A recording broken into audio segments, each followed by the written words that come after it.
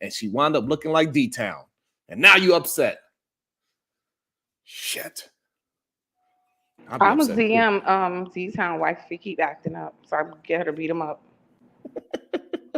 So Otis, why do you think, to be honest, a lot of men, do you believe that a lot of men do not want a truly feminine woman? What's your thoughts on that?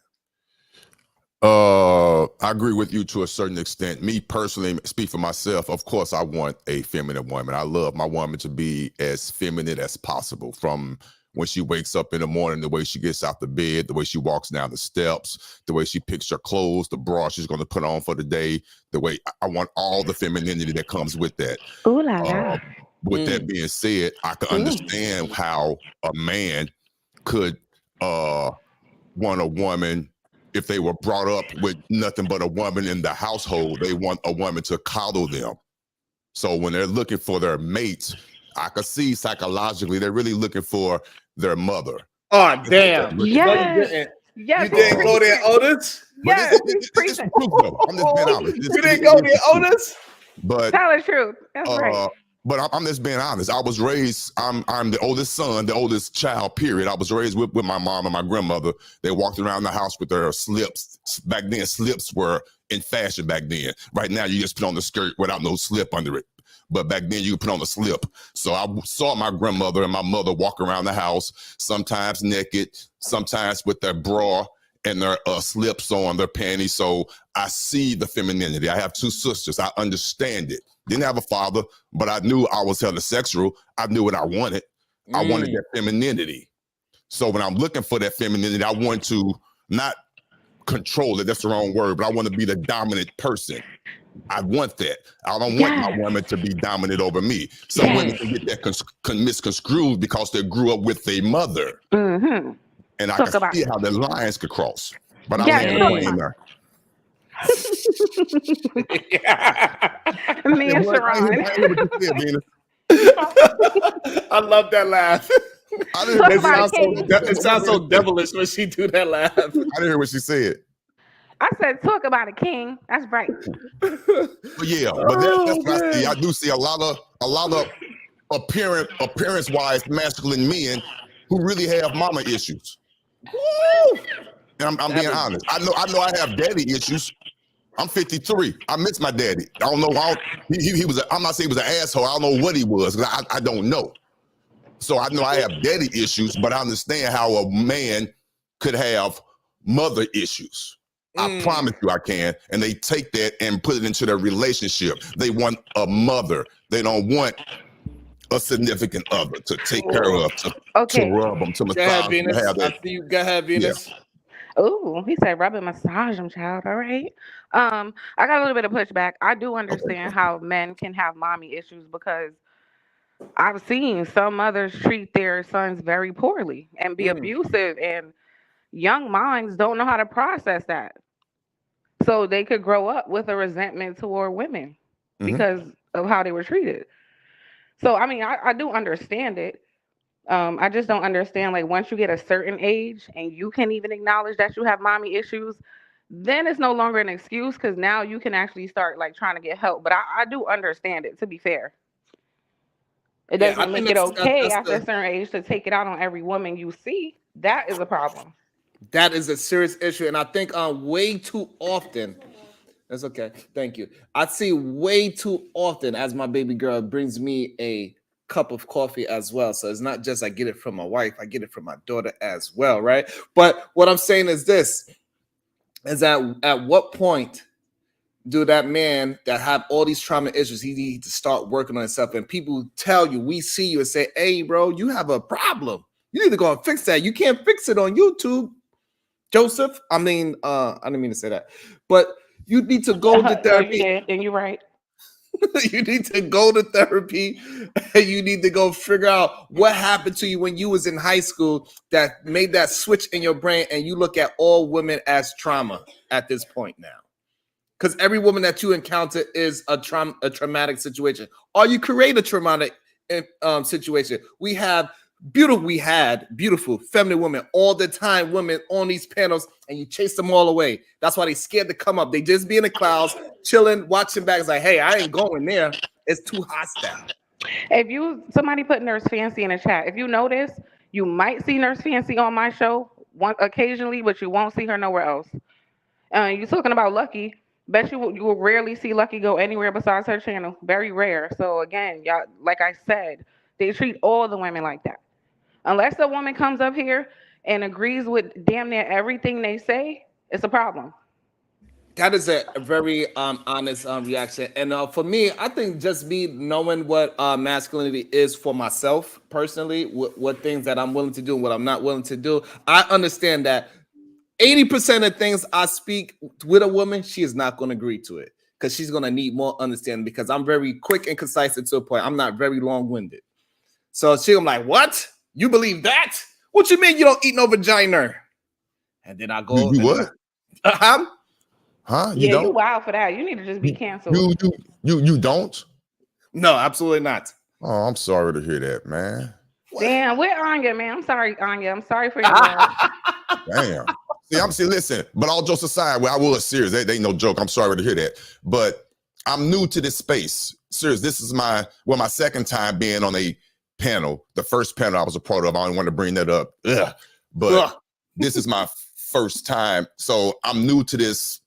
Not saying that we're this, the manosphere, whatever, the red pill, blue pill. I'm not saying we are this. This ain't the manosphere. You said that yesterday. Can you stop calling us that? We're not that. The what? We're not the manosphere. No. Okay, thank you.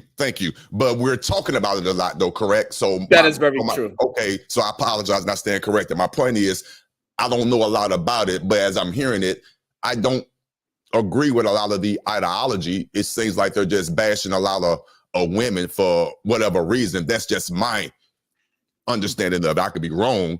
And I think that is so important, Otis, that what you said is that when you come from the outside in and you just hearing the conversation, you just allowing the conversation to go to their mouth to your ears, it sounds a certain way. Even though most of these men now in those spaces that's talking like that, they say, that's not what I meant. Those are the words you used. But also, too, bashing words. Yeah. But also, too, I can honestly say this, and I mean this. You are an anomaly. I can't even say the word. Here go my Jesse Jackson shit. Can't say it. I stutter a lot. Can't say it. But you are an anomaly, whatever. You know, I can't pronounce no syllables. I am too. I love my wife. I know you love yours. My wife loves me. I don't want to make it seem like I know it might appear that way, that I'm very dominant. My wife doesn't have a voice. No, that's not true. Right. When I'm talking, I'm just very animated and I'm come out with this passion. But trust me, if you met my wife, she's very strong. But when we're together, it's just obvious I'm the dominant one. But she has her voice. She has her say so. We have our back and forth, and the outside world look at us like, oh, y'all so cute. Look how they talk to each other. She has a little smart sarcasm phrases that she hit me with. Yep. Only her and I understand, but to the average person, damn, she just went off on him. Nah, that's how we communicate. That just turned me on. That's you don't understand. So we're different. The average person don't live like we live and don't understand the love we have for our wife. I can look at another woman all day, but I know what I got beside me. I know what I got. So I think that's the difference. Yes, I'm jealous. I'm a Scorpio. I have my moments, but she like that. I grab her when she, but that's our dynamic. But you have to know what you're working with.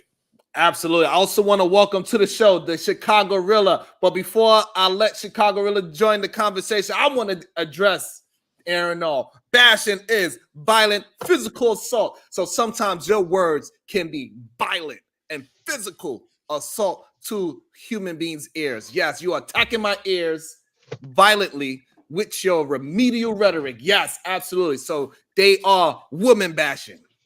God damn it. What's up, the Chicago Rilla? How you feeling? Peace to the guys. Top of it, family. Top of it. What's going on, Venus? What's up, Otis? Peace to you, brother.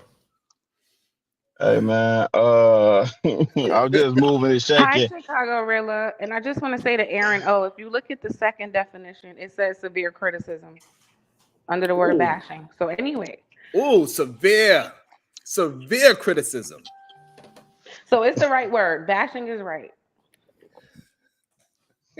I was listening to a little bit of what y'all was saying earlier. I missed this last part where Otis said he grabbed on his wife and he dominated or something. I don't know. I missed Oh all no, no, you heard all wrong. No, you heard all that wrong. Damn. I did hear you talking about though brothers saying they want feminine women and all this other. On my personal page, I just made a plea to the brothers to stop asking for submission from a woman. Like, just stop it, fam. Like, you don't know what it is. You wouldn't know what to do if you had it. You don't even know why you need it. Yeah. Like, just stop asking, fam. Because a like, real nigga gonna get it regardless. He ain't gotta ask for it. Listen, what dudes is really begging for is cooperation. That's and what even really more want. so than that, they just want a woman to be nice to them. You're not worried about nobody submitting to you because you don't have it in you to provide proper covering to protect that submission. Wow. You saying some so shit. Just relax, fam. You can't even protect it from you.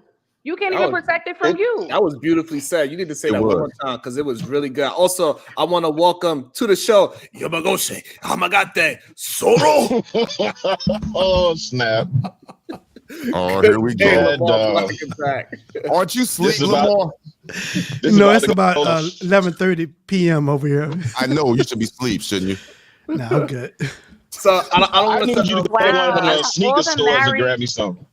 Hey, I don't want to get past that because I think that was very valuable information of what Chicago said. Can you please talk to that again? If they was to get that, they were fumbling, and the reason why they were fumbling.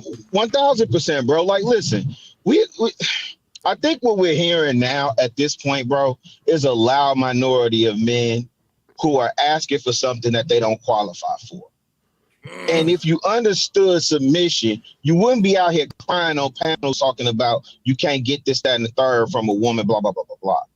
Right? Because you understand the responsibility. There's more responsibility on you to provide covering over that submissive woman. Whew. That's a very heavy load to carry, fam. And we out here like it's Snicker bars and candy. Wow. Asking for some doggone submission, man. Just relax, fam. Like, chill out with that. And that's why I'm saying all year, man, the good brothers got to start speaking up more, man. The brothers that are married and successful or good relationships, you know what I'm saying, got to start speaking up more. Because people are making it seem like there's no good women out here. Shout out to Trill. I just reposted something that he was saying. The brother was saying, like, you like niggas out here saying ain't no good women. No, you pass the good women up every day. Every day. There's a librarian somewhere. There's a teacher somewhere. There's a nurse somewhere. I'm just speaking on occupation. I don't know about the nurses. I don't know. Yeah, they're nurses. I keep hearing y'all say the nurses that. are good. The nurses are good. Go ahead. I'm about to say I know a few good nurses. I don't know what y'all talk about, but shout out to y'all. I do know a few good nurses, but I never really heard of them being faithful. Oh my you know their body. Stop it. No, y'all they know anatomy. Listen. Okay, they make you. I want Jesus Christ, Lamar. I want the main thing. The truth of the matter is, man, you should be out here finding your you. A lot of dudes that's asking for certain things from women. You like say something as basic as I think you were saying the other day, Sharon, about asking brothers about their purpose. You ask most people their purpose, they can't even tell you what their purpose is. Absolutely. You ask them, hey, what's the vision for your family? They can't tell you that. Absolutely. What's your 1 year, 5 year, 10 year, 20 year plan? Right? Mm-hmm. What's your 100-year plan? Woo! Wait, you speaking? Because they got time to tell. What's 100 years? They got time to tell a woman how she should be when you ain't even sat there and thought about how you should be. What the hell? And I think we have to start promoting that young men. Like, if you really want what you want, you need to start minding out what you want, not what somebody else that you heard somebody else say. Right? That's number one. Start minding out your own woman. Stop figuring out what you like and what's attractive to you, not what somebody else say. Don't go by what Sharon's standards is of a woman. Go by your own standards, and then you need to find a woman to marry your plan, not marry you as a man. Those are two completely different things. Because when you marry just a man, y'all just willy-nilly, oh, we together, we gonna see where it goes. oh, we gonna just, you hear a lot of uhs when you have a conversation. But a man with a plan, he's gonna be very direct and say, hey, listen, in the next 3 years, I'm planning on getting a 3-bedroom house. Or and then in the next 5 years, I'm planning on getting a multi-family house, so this way I could live on the bottom, rent out the top, and now I'm just paying half the rent in the neighborhood that I want to, and then eventually we move out of that one, and then now we get our own single house. So he had a plan, he got steps to move, and you can marry that, and you can build with that, because you know where you're going, and you can submit to that, because you know his plan also involves you moving through life as well. You got to add some more to that though, because any man could come into your life and say, "Hey, I plan to buy a house," and you don't just marry somebody because they said that. You got to be paying attention to how that man move.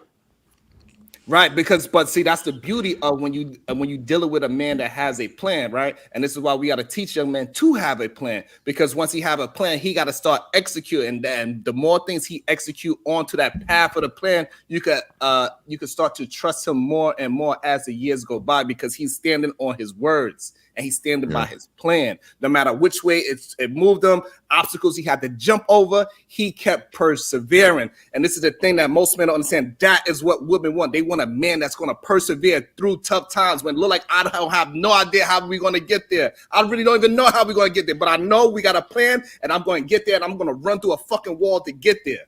And when you get through that goddamn wall with the dirt all over you and everything, smelling stinks, you're like, God damn, that's my man. Like, that's your man? She's like, yep, that's my man. The key word is plan. Yeah. Hey, I got a question for y'all guys. What if that plan changes? Thank you. And I was just about to tie on it.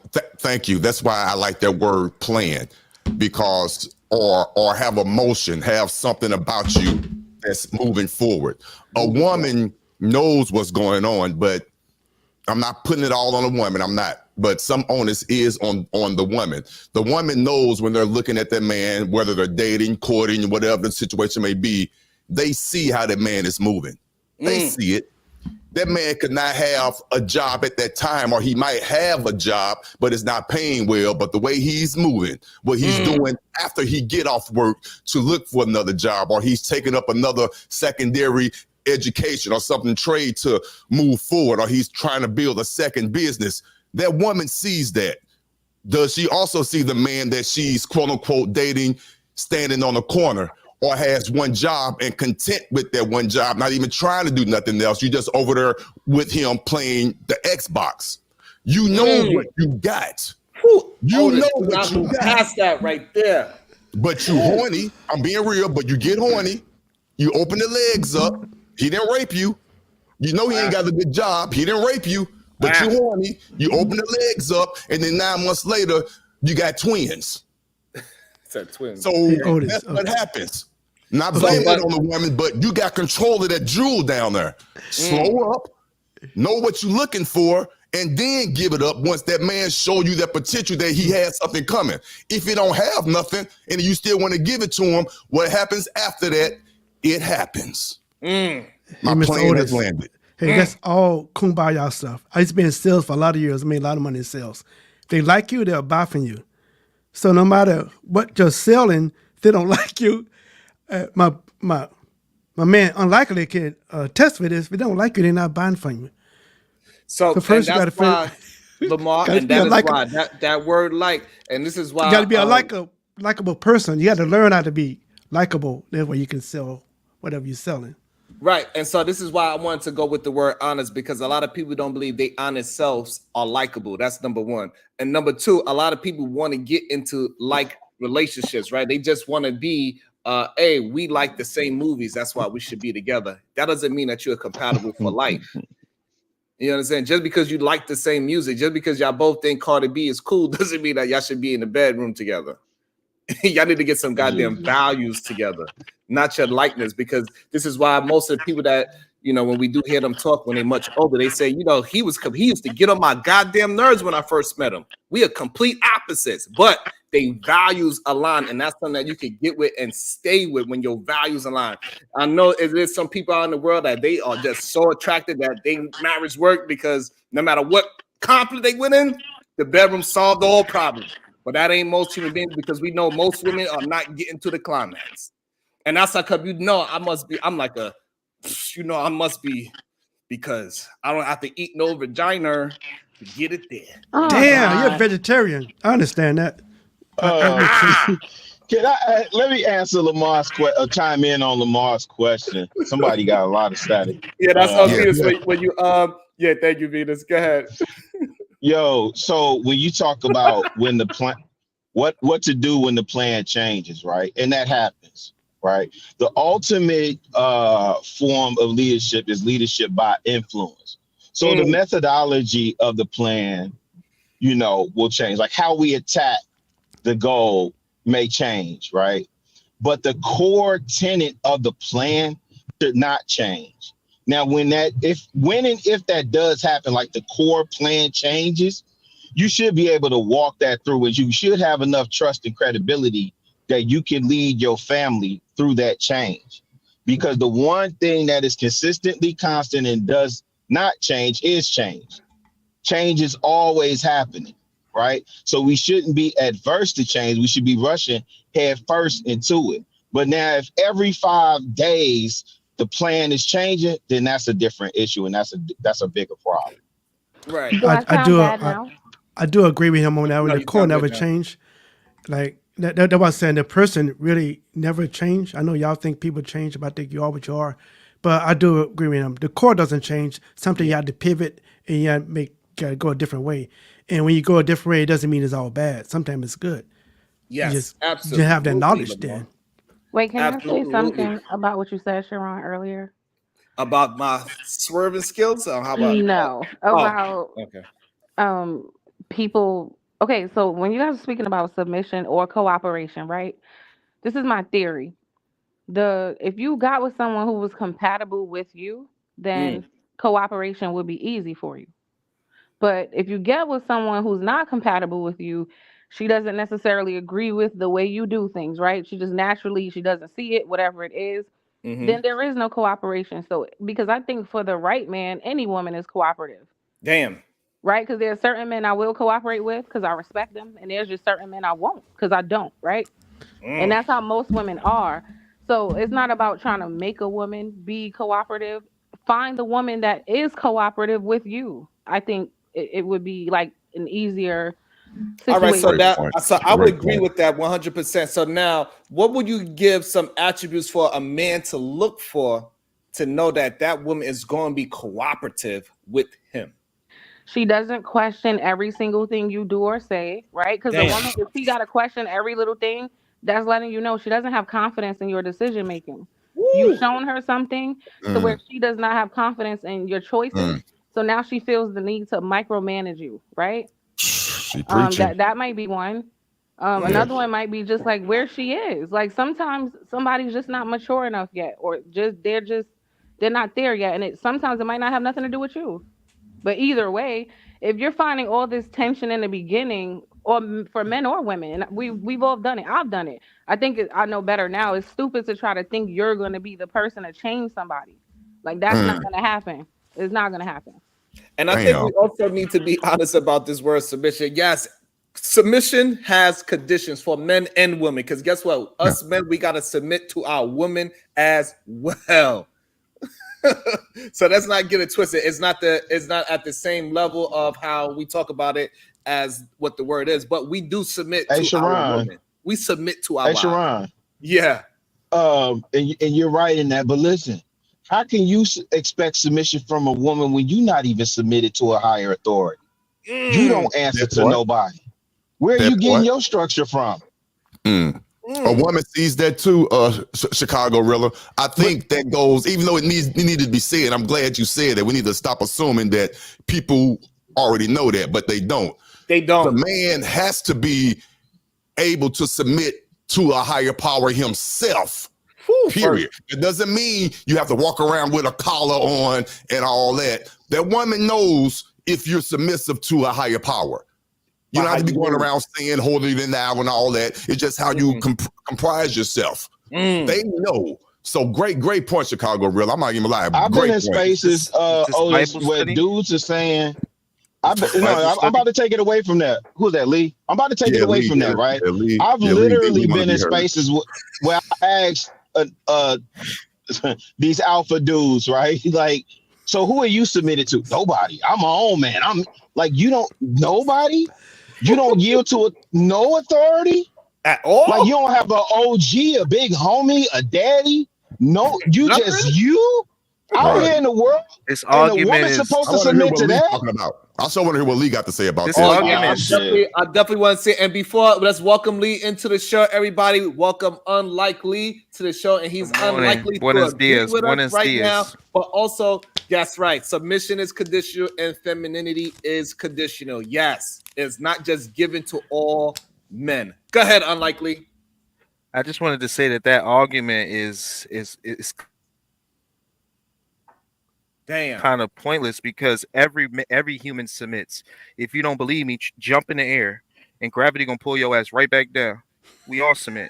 So this higher Stop power taking it talk literal. is just example. Stop it. Come on, That man. was a Stop it. Make a horrible stronger example. You gotta argument, come bro. better. No. It was a good argument. It was a good No, it argument. that wasn't. I mean, You need to take a timeout and Man, bro. rethink that argument. Yo, You No, need no, to no, no, rethink no, that no. argument the because that amount of means every times human. I get cut off is absolutely ridiculous. bro. Like it's crazy. Holy shit. They don't respect Jersey, man. They don't respect mute. Jersey.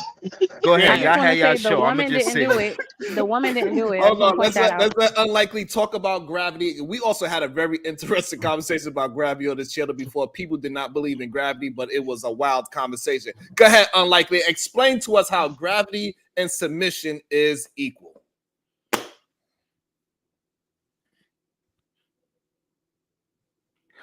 You're on Well, mute. I was just making an argument that the whole religious talk is kind of that's you get me? I was just making Yeah. I'm probably a little lagging right now because I'm in the backyard, but I was just making an argument that the whole religious talk to say like basically he got to submit to this higher power. So basically y'all trying to say he got to submit to some form of religion is the only way for a woman to follow him is it's kind of pointless No. because at the end of the day we all For me, submit. it is. We So all this If a is submit. man Yeah, don't but Lee, believe in that get wasn't- cut God, off. I don't want I ain't gonna Damn, lie I to you, can't never Lee. finish, This is why bro. you get cut off. It's difficult. We was trying to, but nobody used religion as something to submit to. Otis clearly said a higher power, the way how you Yeah, walk nobody and how said you talk. He did not use What's any a higher God, Allah, power? What's a higher than what's you. a, It gotta be. yo? They Go said ahead. higher Can I explain power. it to you? What? Can I explain it to you? Yo, Can I Hold on, explain it to I'm you? gonna make sure Damn, you Chicago. I'm gonna make That's sure your that fight. You got he to. can get because he thinks that we cut him off, and I apologize Yeah, for that. it ain't Unlikely. even hard. I apologize because Yep. also Chicago Gorilla, he also explained, he said, Yeah. you mean you don't have an OG, you don't have a father, Right. you don't have a bigger brother. He gave you other examples of a higher power other than yourself, other than God. So That's go a ahead, higher Lee. power now, Big Brother and all that. A higher power. No, Lee, because yo, Lee. hold on. Go ahead. A higher power Go ahead, must Lee. stand the test of time. It must be actually higher and holier than and greater than you. Gravity is greater than you. So if I can't use gravity, but you could use a big brother, which you could grow taller than, or dad that you could grow stronger than, and how is he still your higher power? Now, I just think maybe you could say you're using the wrong word, and that's the argument. If you say that, but when you say higher power, we will all think about Yeah. religion. We will all think about that. Yeah, And he's in right. that situation, I'm saying the argument is pointless because I could just say gravity. We So, all submit to gravity. Jump in the air. Lee, did you hear me when I Y'all all said wish I was fair Peter enough? Pan at one point. Jump in the air. Did you hear me when I said, okay, let's take it away from that, right? And I interjected and I said, father, brother, big homie. The point of it is to be submission is being yielded to authority. And I've heard men say they don't yield to any authority. They don't submit to anyone. Right. So I understand ultimately what you're saying, but I'm saying take it away from religion and the point still stands. That woman wants to see how you follow. You want her to follow your lead. She's also looking to see how you follow. Is she So not? now- Wait, can I speak for women? Because I don't know about that. There you go. Oh, okay. Okay. Let me to Go agree ahead, with Go ahead. Scott. to Venus, agree if I with could Lee. just Oh, say go this ahead, real quick, finish, just please. 2 Go ahead. I'm seconds, sorry. Venus. No, go ahead. Go ahead. I read a ton of books. I don't need a big brother. The books are my big brother. I don't need a dad. The books are my dad. I can have many dads. I can have many mothers. I can have many aunts, and so you know what I'm saying. Like this. Go ahead, Venus. That's all I Perfect. want. That's perfectly, but that's what Chicago's brother. He's saying take it out of the whole the religious world and say that you're Right. submitted to something that is higher than you, that you read a book, that you got somebody, and it's not a physical thing because you're saying you could physically grow taller than your big brother. No, but he's still your older brother. He got a little bit more wisdom. Hopefully, your father, he still got wisdom. That wisdom will outpower muscle any day of the week. Go ahead, Venus.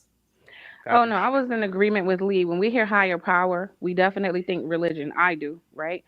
He was right about that. I also agree about reading the books, right? He's still seeking wisdom from people who are wiser There than you him. go. Thank you. So that still Thank that you. I was still about to would say that. Thank you. that would still qualify him. Um, but Chicago, I guess the big brother father thing is problematic for me because your big brother or your father can also be pieces of shit. Like we've seen big brothers and fathers teach their sons the wrong thing, tell their son to sleep with a whole bunch of women, tell their or show be the bad example, and the son watches how they treat their mother, and then they grow up and they repeat those behaviors.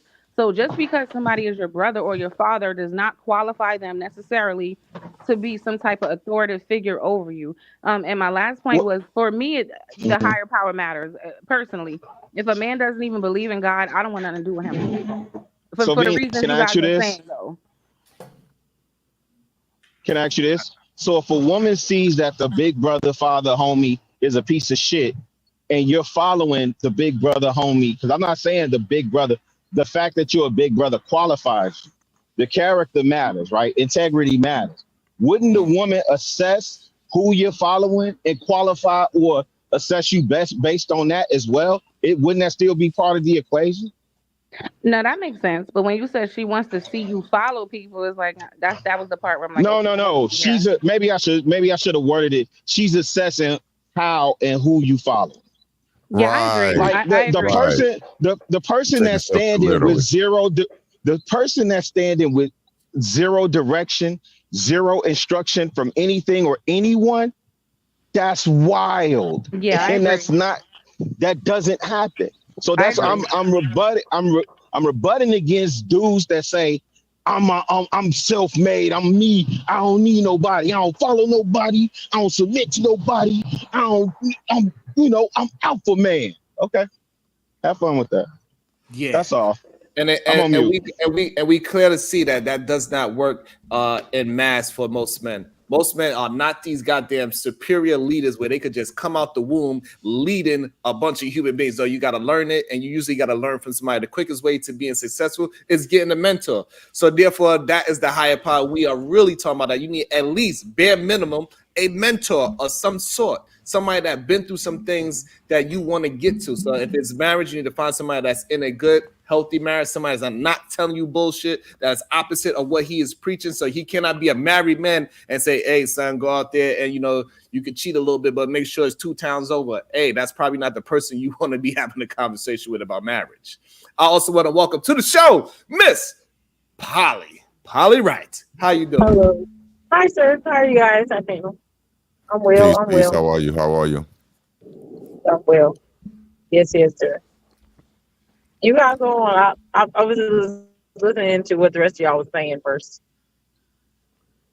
No problem. So yeah, so that's the thing. I think anybody that is claiming that they do everything by themselves and they don't need no help, they don't need no mentor. That's usually somebody that's in a lot of pain, and you are going to suffer in that relationship from his pain. And we are starting to see it shape out more and more on these spaces. These men are full of pain. I don't know where their pain came from. Some of them we already discussed that it might possibly came from their mother. It could have came from their father, or it could have came from their high school sweetheart when they was looking all weird and funny and out of shape with their teeth bigger than their goddamn head. And that's why they got turned down by this woman of their dreams. And then when they got older, that same said woman looks like unlikely, and now they upset. I know, but some, what's wrong with pain though? It's part of life. We all go through pain. Why people want to avoid that shit? Because Because most most men are people not. don't understand that. They think they you see how you have the understanding that in life we will all go through pain. In life we will all be rejected at some point. That goes for everybody in different ways, right? Maybe it Right. Hmm. won't be your looks, but it might be your skill set. It might be what we all have to experience certain lessons in life. Everybody. But the people who don't understand that, they take it personal and then they feel like the world has to pay for the shit we all go through. We all go through that. You're not special. Okay, I do agree with that one. Absolutely. And I teach my kids, don't waste your pain. You suffering right now, don't waste it. Learn it, keep it, and you do better. Wipe that It's knee supposed to off, make you better. put that Band-Aid on it. Yes. And also, I want to also, so as we move into this thing of honesty and everything, so why do most men, when we hear them, they say they cannot be honest with a woman because once they be honest with a woman, that woman now would take advantage and use that honesty against them. So this is the reason why most men say they are afraid to be vulnerable with their mate because that woman. You say that? You said the man says that? Yes. Okay. What's your thoughts? Can you be vulnerable? Oh, well, yeah. Go ahead. Yeah, of course. I mean, again, I'm coming going from to my Otis experience, if nobody else. coming from my experience, my women that came out so wrong. Wife, please don't. That was a slip. My current wife and my previous relationship that I was in prior to my marriage, I had no issue with telling them any and everything, period. I really don't. Some women that I dated, of course, you know who you could talk to. You know that woman would take what you said and run with it and use it and hold it against you and use it to their benefit. You know that. Again, it all boils down to what you are willing to accept to get that punani at that time. Damn. Period. We know what we're doing. So do you think that men should be vulnerable with the woman that they choose? You've been with this woman for let's give it married, yes, you should. The woman that you married, yes. So until you marry this woman, you should hold all vulnerability. Correct. That's what I believe. Yes, you only be vulnerable to the woman that you are committed to and married to. To death do you part. Wait, not what? Not traditionalist, but that's how I feel. Yes. Wait, so and of whole course, time, your mother, obviously. So the whole time you're with her, dating, engaged, you're saying no vulnerability, and then all of a sudden you're gonna spring this on her when you're married?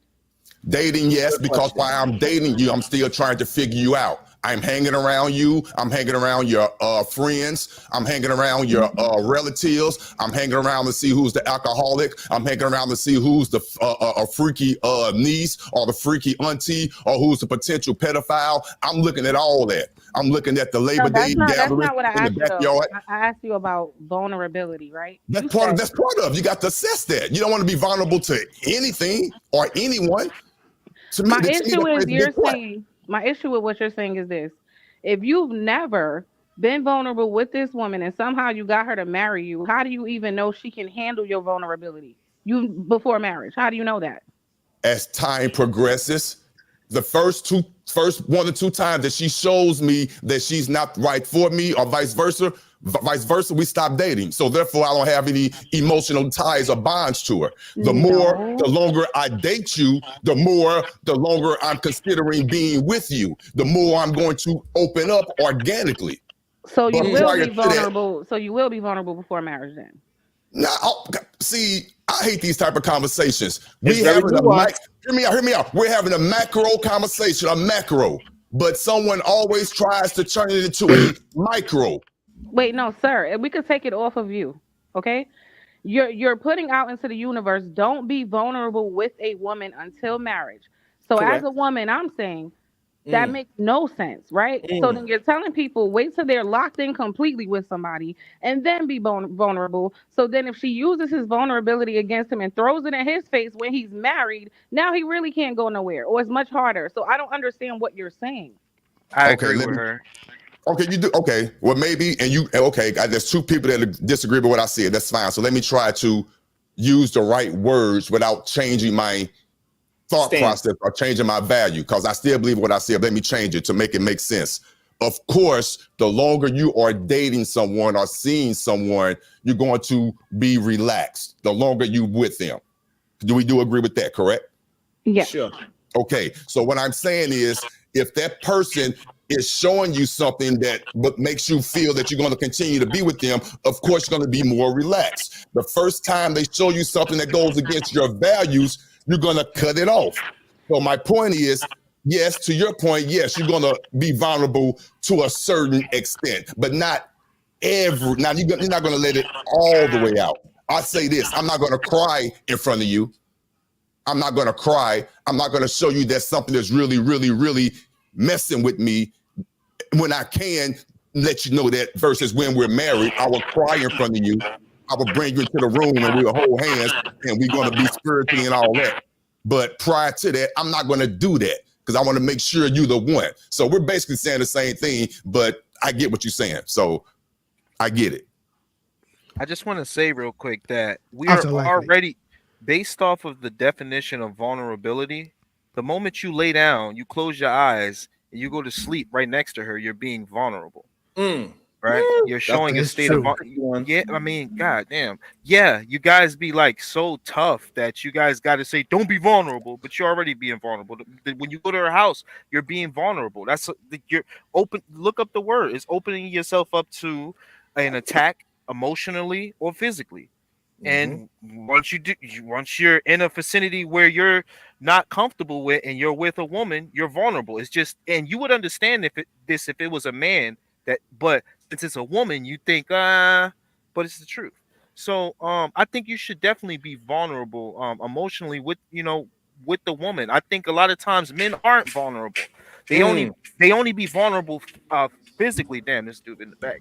But they only vulnerable physically because they know it can possibly lead to sex. Mm. They know they don't have to be vulnerable emotionally because that could possibly lead to hurt. That could possibly lead to me, Damn, your opening up internet feelings got that you I vulnerable. probably got. Like Sharon said, the high school sweetheart that broke my heart. Sorry, that's hilarious. Let me go in the house. Hold on. But yeah, so I think what Otis said, I think he remixed it, so is definitely more palpable. So he's saying that yes, you got to slow, because what he remixed it from is that you only could be vulnerable to the person that you marry. Two, you got to slowly release vulnerability in stages, and then once you get married, you can release all of your vulnerability to your woman, because now you know she's down for you. Is what he remixed it to say, and I think we Please can tell me all I agree with understand what that. I was saying. Please, I don't want to sound crazy. Tell me I understood what I was saying. Now You I know, think I think I think as you explained it the second time, I think we get it, because to Venus' point is that like you cannot, if you was to hold on all of your stress before marriage, and then now you release all this is like a new human being to this woman now when you get I married, when you definitely get just her release point. all of your I get it. vulnerability. She's like, who the fuck did I marry? Then now you turn to she turns And into Reese I Pizza. agree with her. I definitely agree with what she's saying. But I just want to make sure y'all understood what I was saying. I'm not flip flopping, but I just No, wanted to make sure y'all understood what I was saying. But I definitely agree with what. because you more Uh, saying that vulnerability to be in doses, it yes, just slowly drip. I get it. Yep. Yes, sir. Go ahead, I Can Venus. know, I but what can I she's saying, add? it sounds dishonest. What she's saying, it sounds Yes, well, dishonest. yes, it Me? sounded dishonest at first. Go ahead, Yeah. Venus. Sorry, Wait, Venus. sorry. Go ahead, Lamar. What I said sound dishonest? No, no, no, no. What he said. Yeah, that's why I was like, wait, that's not good advice. Like, wait, but we understand you now. But I wanted to add on what Unlikely was saying about vulnerability. Right. This is just again one of my theories. I think that because men try so hard not to be vulnerable is why part of, not all, part of why some relationships are in the state they're in. Like if part of you being vulnerable allows you and a person to really connect and have a real bond. So if you're in these relationships with this wall up, nobody can really get close to you. Nobody can really emotionally connect with you. And then you're wondering Great point. why all the relationships go nowhere. Mm, I think that's part of why. Can I ask you a question, Venus? Yes. And absolutely. just speaking in generalities, I know you don't do this, but in generalities, do you know a woman? Can you touch a female? Touch a female that believes in her heart that if a man is being too vulnerable, quote unquote, too sensitive, that she doesn't want him? Have you experienced that? Oh Because yeah, that's my men. I'm the same way, but notice you said two, right? Okay. There is a Yes. limit. You Yes. can't there are times to be vulnerable and then there's times where it could be like, okay, this is excessive. There's a balance. But I'm speaking to the people who do not want to be vulnerable. Vulnerability doesn't mean you got to break down and cry. It Hmm. could just Mm, mean being honest about how things make you feel. You know what she Exactly. did hurt your feelings, but you're too Hmm. much of a man to say, "Hey, this hurt me when you did that," so that she Gotcha. mm, can understand and she can adapt and do better. So you won't say anything because you think it makes you look weak. and then you'll let her pile up all these offenses against you. She has no idea she's doing it. Now you hate her. But it happened because you won't be vulnerable, so you won't admit how things make you feel. So it Mm. doesn't mean you gotta cry and do all this other stuff, but Mhm. people won't even acknowledge when they're hurt. They'll just let you keep hurting them and hurting them and hurting them, and now they hate your ass, and you don't know why they hate you. I'm And glad you and I said that part also about and I the also child. want to say Yeah, that like those are two different words, and we gotta be careful with that as well, right? Vulnerability and sensitive. Nobody wants a sensitive man. Right, exactly. that's not what they want. They don't That's want a you like fact. every time something happens, you just break down and cry because you cannot come out of something, right? Like, damn, you lost your job, you cry. Oh, damn, like if death happens, every human being is gonna understand you crying. But if you got cursed out by your boss, you come and cry like, man, I did my best, and he cursed me, and you too sensitive to everything that's around you. That's going to be an issue. That's not being Right, vulnerable. That's being sensitive. And nobody right. want a sensitive person, period. A lot of men came and deal with women crying. And they just break down and cry for every situation. Every time you raise your voice, she breaks down and cry. A lot of men can't even deal with that. That's because I believe they're not dealing their masculinity. And that's why they can't deal, because femininity comes with a lot of emotions. And sometimes they are going to cry over the littlest thing. They'll watch a 30-second goddamn commercial, break down and cry. What happened, babe? Hey man, Jody, she said, "I cry for you. Damn it, I cry for you." Goddamn. I'm not Right. down with that. Hey, Welcome to the show, the beautiful and always honest HQ. How you doing? Hello, guys. Can you hear me? Yes, we Oh can hear snap! you. Hey, what's Uh-oh. up? You sound a uh, little muffled though. A little muffled. hey, Sherman, I want to talk about the Yeah, honesty you gotta thing right take your quick. All COVID right, I mask got you. off. And then right after HQ, Lamar Black Attacks want to be honest and say how much he cry almost every other day to his woman. Go ahead, HQ. Okay, you remember the other day I was talking to you regarding that armor that men have on and they won't take it off. This is what we're talking about right here. Mm, When you're not capable or you're not wanting to take that armor off and let that woman see what's inside. That's why relationships right now are very difficult because men want to be stoic and then they don't want to show or express their feelings to their woman. And then but they want submission. See, I'm one of those people that believe submission from a woman is the same thing as that man opening up his armor. He's unwilling to open up that armor. She 9 times out of 10 will not be submissive like he wants her to be. A lot of men force submission. Forced submission is not really submission. mm, It's a woman pretending. Okay, submission comes from trust and a worthy human being that she submits to. Now, if she doesn't know that you're a worthy human being, the only way for her to know, if she doesn't feel you're a worthy human being, the best way to show her you're a worthy human being is that you have feelings or you are vulnerable to her. And if you are not willing to show her that you're vulnerable to her, you can't expect her to have submission. mm. Dang. It's great we have women on this panel because we need Oh, we need man. we need to hear their side. I like hearing that, seriously.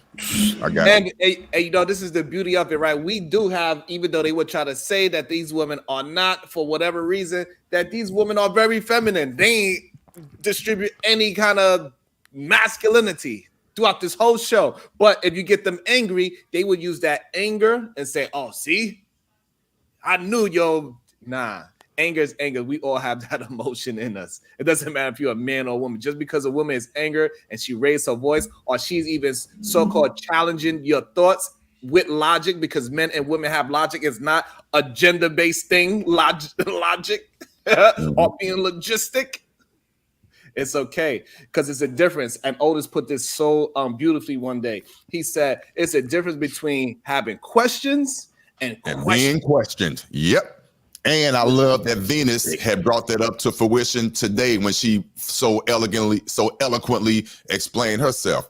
She understands that we might not agree on everything. That's fine. That's what makes this world beautiful. I love that. But the common ground, the common denominator is there. And I love that. Man, we could work out everything else. Go ahead, Lamar Black Attack. I know you wanted to jump in. Thank you for your patience, Lamar. Go ahead. Tell us how Yeah. you are. Tell us how you are so vulnerable that you cry every other day when just the sun comes up because it's so beautiful. Look at Hey, him. but I cry too. hey, I'm going back to honesty, okay? And you're all right. When I sometimes I'm out in the wilderness in the mountains, I do feel like I want to cry because it's so beautiful. But the honesty part, most people are lying about honesty. Why would you do that? If you lied to Becky, you walk into the hall and Becky smile at you, you smile at her, you tell her that you're available, but you're not available. So why would you lie to why would you not lie to your wife? She gained 10 pounds, you look in her face and say, oh, you gained 10 pounds. No, you're not. You say, I love you, you okay. You good, sweetie. If she there she I is. don't know about If she that one, There you go, Lamar. the Micro. 10 pounds in the right spots, you ain't gonna say shit. That's my opinion. Woo! You ain't gonna say nothing.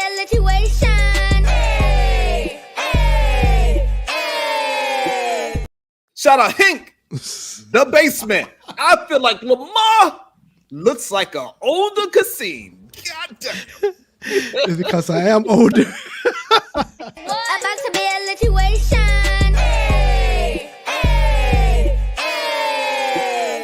Uh-oh, he's coming for the smoke. Hink, the basement. HQ is lying.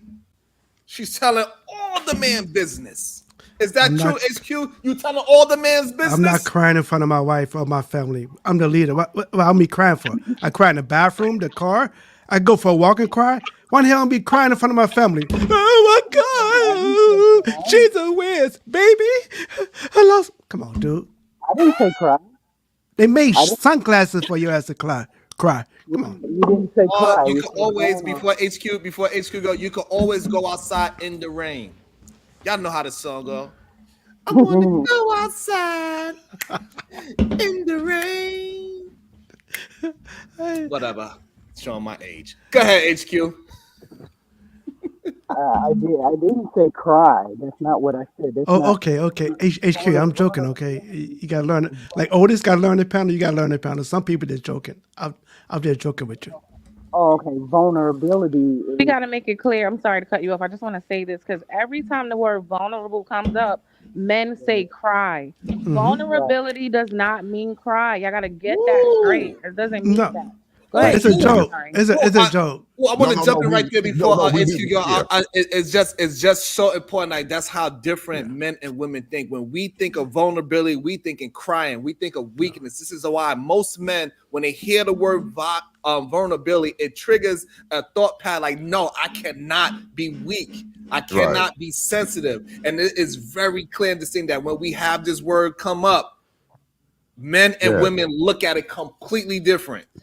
Like it's miles apart. Women look at the word vulnerability like you being honest with them, and I know your true feelings. I know how you actually feel about me, and your true intentions about me. That's what women think when they hear a man being vulnerable to. But when we hear it, we hear weakness. I do not want to look weak in front of Every my. man is vulnerable because I when don't you want to fall look asleep, you bad. fall asleep by your woman. When you fall asleep in your woman lap, Woo! Yes, that's I it. think that is. I think that was very key. That what Venus said, and this is why we do got to have multiple different personalities and different ideologies and different genders on the And we need to panels. get this, and we need to get this video out and share it because I'm serious. That we joke a lot and we let a lot of important things that was said go by so quick. You heard it from a female, two females.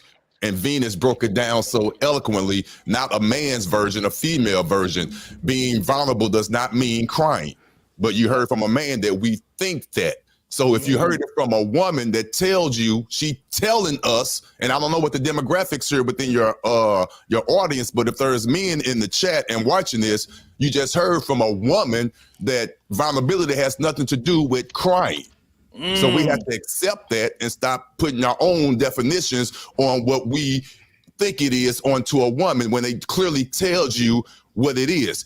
It goes both ways now, women. It goes both ways. But for today, we're going to stick with the vulnerability word.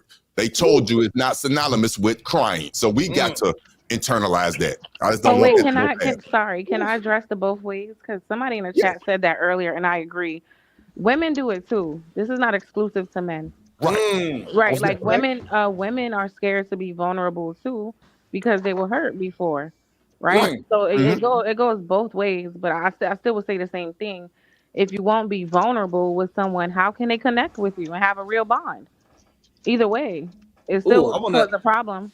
I wanna dive into that if HQ don't mind, because I know the super chat was towards us. So I wanna HQ, you wanna so I kind of want to switch shift with what Venus just said, but would you like to answer that super chat, or you want to just move the conversation forward? It's up to you. Oh, okay. I'm sorry. Did somebody send a super chat to me? I wasn't looking. Yes, your brother Hank, the basement. He says, HQ, you're lying. You're gonna tell all the man's business, is what he said. I'm not trying to tell all the man's business. I'm saying, think about what Venus just said. Vulnerability to a woman, the vulnerability to a man. It means expressing your innermost thoughts to another human being Mm, and wanting to have the best outcome come from doing that, right? So I liken this taking the shell off or taking the arm off the same as I do submission. You want to have the most vulnerable part of me submit to you as a female. You want me to lay all of my cards on the table. You want me to put my swords down. You want me to put my rah rah down. You want me to do all of that. And that's submission. mm. But you don't want me to continue to have submission every day, all throughout the day. I have to live. I have to be human. I have to have a shell. So otherwise, I'm hurt all the time. It's the same thing with men. I'm not saying keep your shell off all the time. I'm not saying every time you turn around and look at me, you screaming, I love you, I love you, I love you. No, that's not what I'm saying. Mm-mm. What I'm saying is, if you continue to keep the armor on and you don't express your innermost feelings to me, I really don't know what type of human being you are. I really don't know what type of human being I'm going to get if I Get it run into in. a situation, right? So I say, taking that shell off and being vulnerable is a component that a woman needs in order for her to actually submit as well. Perfect. That's Okay. perfect right there. So I think also an old saying is that when you walk inside a house, take off your hat and your helmet. It really came from a stance of war, and that's also a sign of vulnerability. Is why they told you to take. It was a sign that you're not bringing the outside war within your household. You don't want to bring war into your house. That's why they say take off your hat. It turned into a hat, but originally it started with a form of chivalry that you take off your war helmet before you walk inside the house because you do not want to bring war into your household. So that's the same thing. Stop. Take off your goddamn armor when you walk through the door. Give your kids a hug and a kiss. Don't bring all the issues and problems that you had at work or in life and all that and put it on to your family. When you come home, it's that really good famous thing, but I think it was I forget his name right now, it's missing my mind, but we all know the video that we seen when he says, yes, I lied to my boss, I lied to the people outside, but when I come home, I'll be honest with you. And she said, Oh, no, you Nikki Giovanni and There you go. James Baldwin. James, Nikki yes, Giovanni and James Did Baldwin. she say Yeah, what? that's a great dialogue. She Did she it was say said, "Lie what, to Sharon? me, lie, lie, Yes, lie that's to what me I'm like you talking lie to about. that white man." Yeah, That's what I'm talking about. I but heard. you, I remember that. so, Yeah. but but what Lamar, do really you was remember that discussion? What right, she Yes, was because that's what yes. we asking got to for really is dig down, exactly because what the she did sisters are say saying. lie Yeah, to me. that's a good. Hmm. She But did say that's not lie what to she me, but meant, though. that's not what she meant. Correct. Yeah, Go ahead, Chicago Real. Break it down from how you It yeah. was see a it. What good. It she was a what I good she also deal. was want to get saying. Brownsville, New York in right after. Go ahead, the Chicago Rilla. Break I'll make it that short. conversation down. Yeah, I'll make it short. And I suggest everybody watch it and take away from it what you will, right? What she was asking him is exactly what the sisters are saying is for him to be vulnerable. So she was saying, don't go out there and put on a show for them and then come here and take out all your frustrations on me. And then Right. he was like, well, I can't lie to you, right? So he was justifying his actions, which could be considered abusive, I guess, in this day. Yes, But definitely. he was justifying all that. She said, no, no. If that's the case, if that's the way you look at it, she did say the words "lie to me," but she was saying if that's the way you're interpreting, she was actually meeting him at his level, and she's Right. like, no, you must lie to me then. Yeah, she was meeting him where he was so that he could understand. Like, yo, she basically was asking for that man to be vulnerable and exposed. She wanted the best parts of him Yeah. for Mhm. herself, which he would not submit. because he had to be out there fighting them people all day. Yes. Right. And And, I think that to was your point, Sharon, she didn't want him bringing that in the house. It's a very good dialogue. Nikki absolutely. Giovanni and James She did Ball. not want you to bring all that tension and all that anger because you was outside. Yes, you sir. treating those people outside of a household better than you treating people that actually Exactly. love you. That was the No. real issue. And the reason why she used lying, she was just trying to break it down and have the conversation, right? It wasn't really her saying lie to me. That's not what Be she nice really to them. was Be saying. nice to me. That's what Right. she said. No, She said, Right. you know, I Be good think to it, them. I think I think a simpler way to explain it, from what he said was, when you walk out the door, you put on a facade, you put on that shell, you put on that mask for everybody else outside. But when you come home, I want you to take that mask off. And a lot of men don't want to take that mask off when they come in the door. They want to keep it on 24/7. And women are right. sick And of it. so and I think it's very clear, and that's why I wanted to have this conversation about honesty and that being who you are should be 100% good enough for the world. You need to just be working on yourself every single day, presenting your honest self. So therefore, when you are in and out your door, you are always 100 authentically yourself. And this way, your family is going to get 100% of who you are, and also the world is going to get 100% of you. And who you are is good enough for the world. And if it's not good for said person, then leave them where they lay. I That's a very disagree good with that. point. I disagree Go ahead. Let me explain. Explain to me why you disagree, beautiful. because even Chicago Rilla's interpretation, just I guess I have a slightly different one, right? Of that clip when she's saying lie to me, it's like you'll go to work and put a smile on your face whether you want to or not. You'll go to work and be cooperative whether you want to or not. Why don't I get some of that, right? That so I think yeah, lie to me was right. You're at work lying. You're at work pretending to feel pleasant even when you're not, but you know how to act pleasant whether you want to or not. But when you come here, you don't know how to like control yourself and be pleasant to me even if you don't feel like it. Um and so to flip it around, why I disagree, Sharon, is because let's say I'm a woman, I'm emotional, I got all types of problems.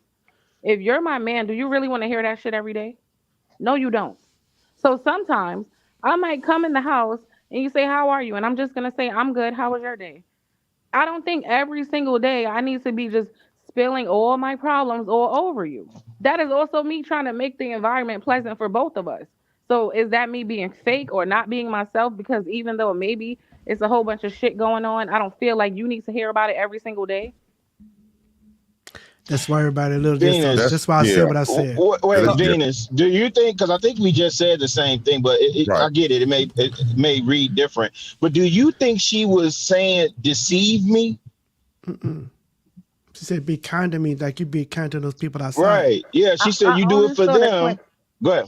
I'm sorry. I only saw the clips from what I saw. In a way, if somebody says lie to me, yeah, that's what they're saying. Oh no, you should watch the whole thing. No, it was a very good She was conversation. being sarcastic. She was basically being sarcastic, but her point was to combat what you're saying, Venus.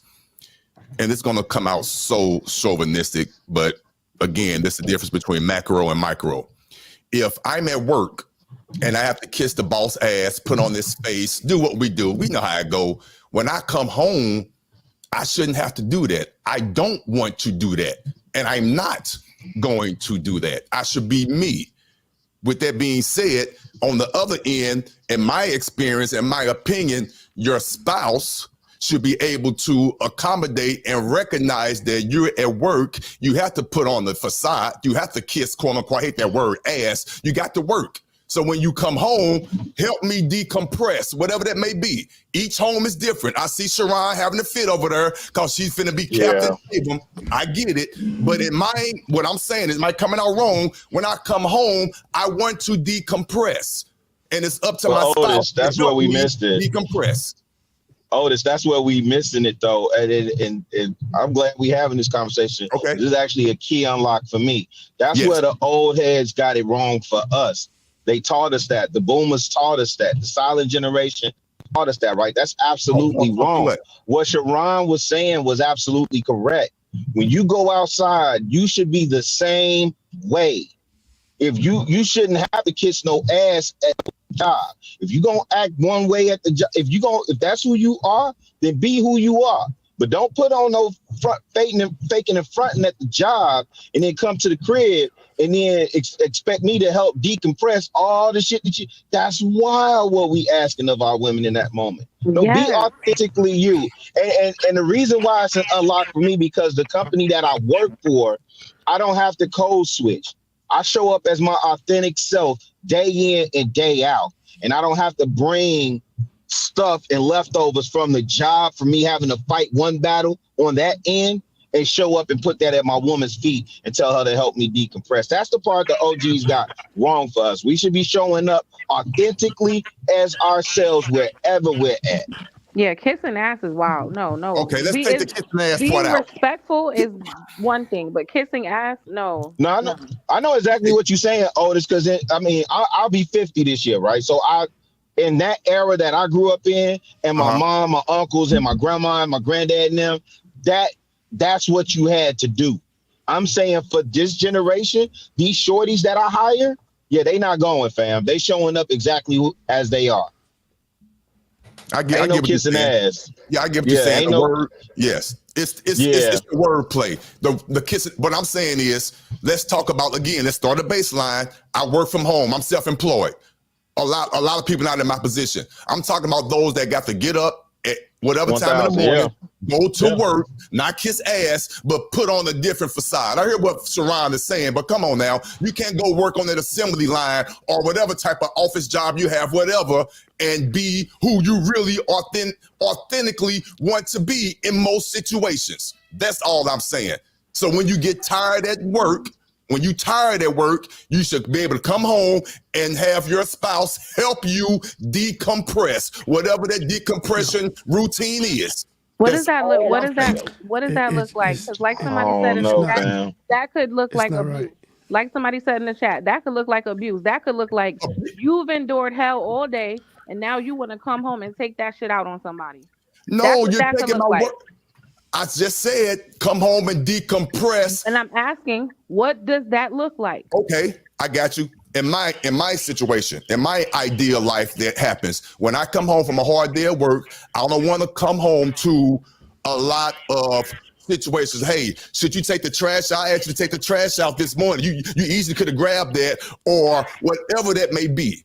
I want to decompress. Whatever in my mind, in my household, whatever that is, not being nagged on, not having been bombarded with a lot of questions and issues that need to be taking place in the house. Let me decompress for a minute. If you know I like coffee or my Corona when I come home, have the beer ready for me. So let me drink my beer, let me smoke my blunt, and when I get that in my system, now I'm able to do what I need to do within the household while you was doing what you was doing. That's what it looks like in my household. Otis, you see where it keeps coming back to? That's why I was saying, think about what we asking of our.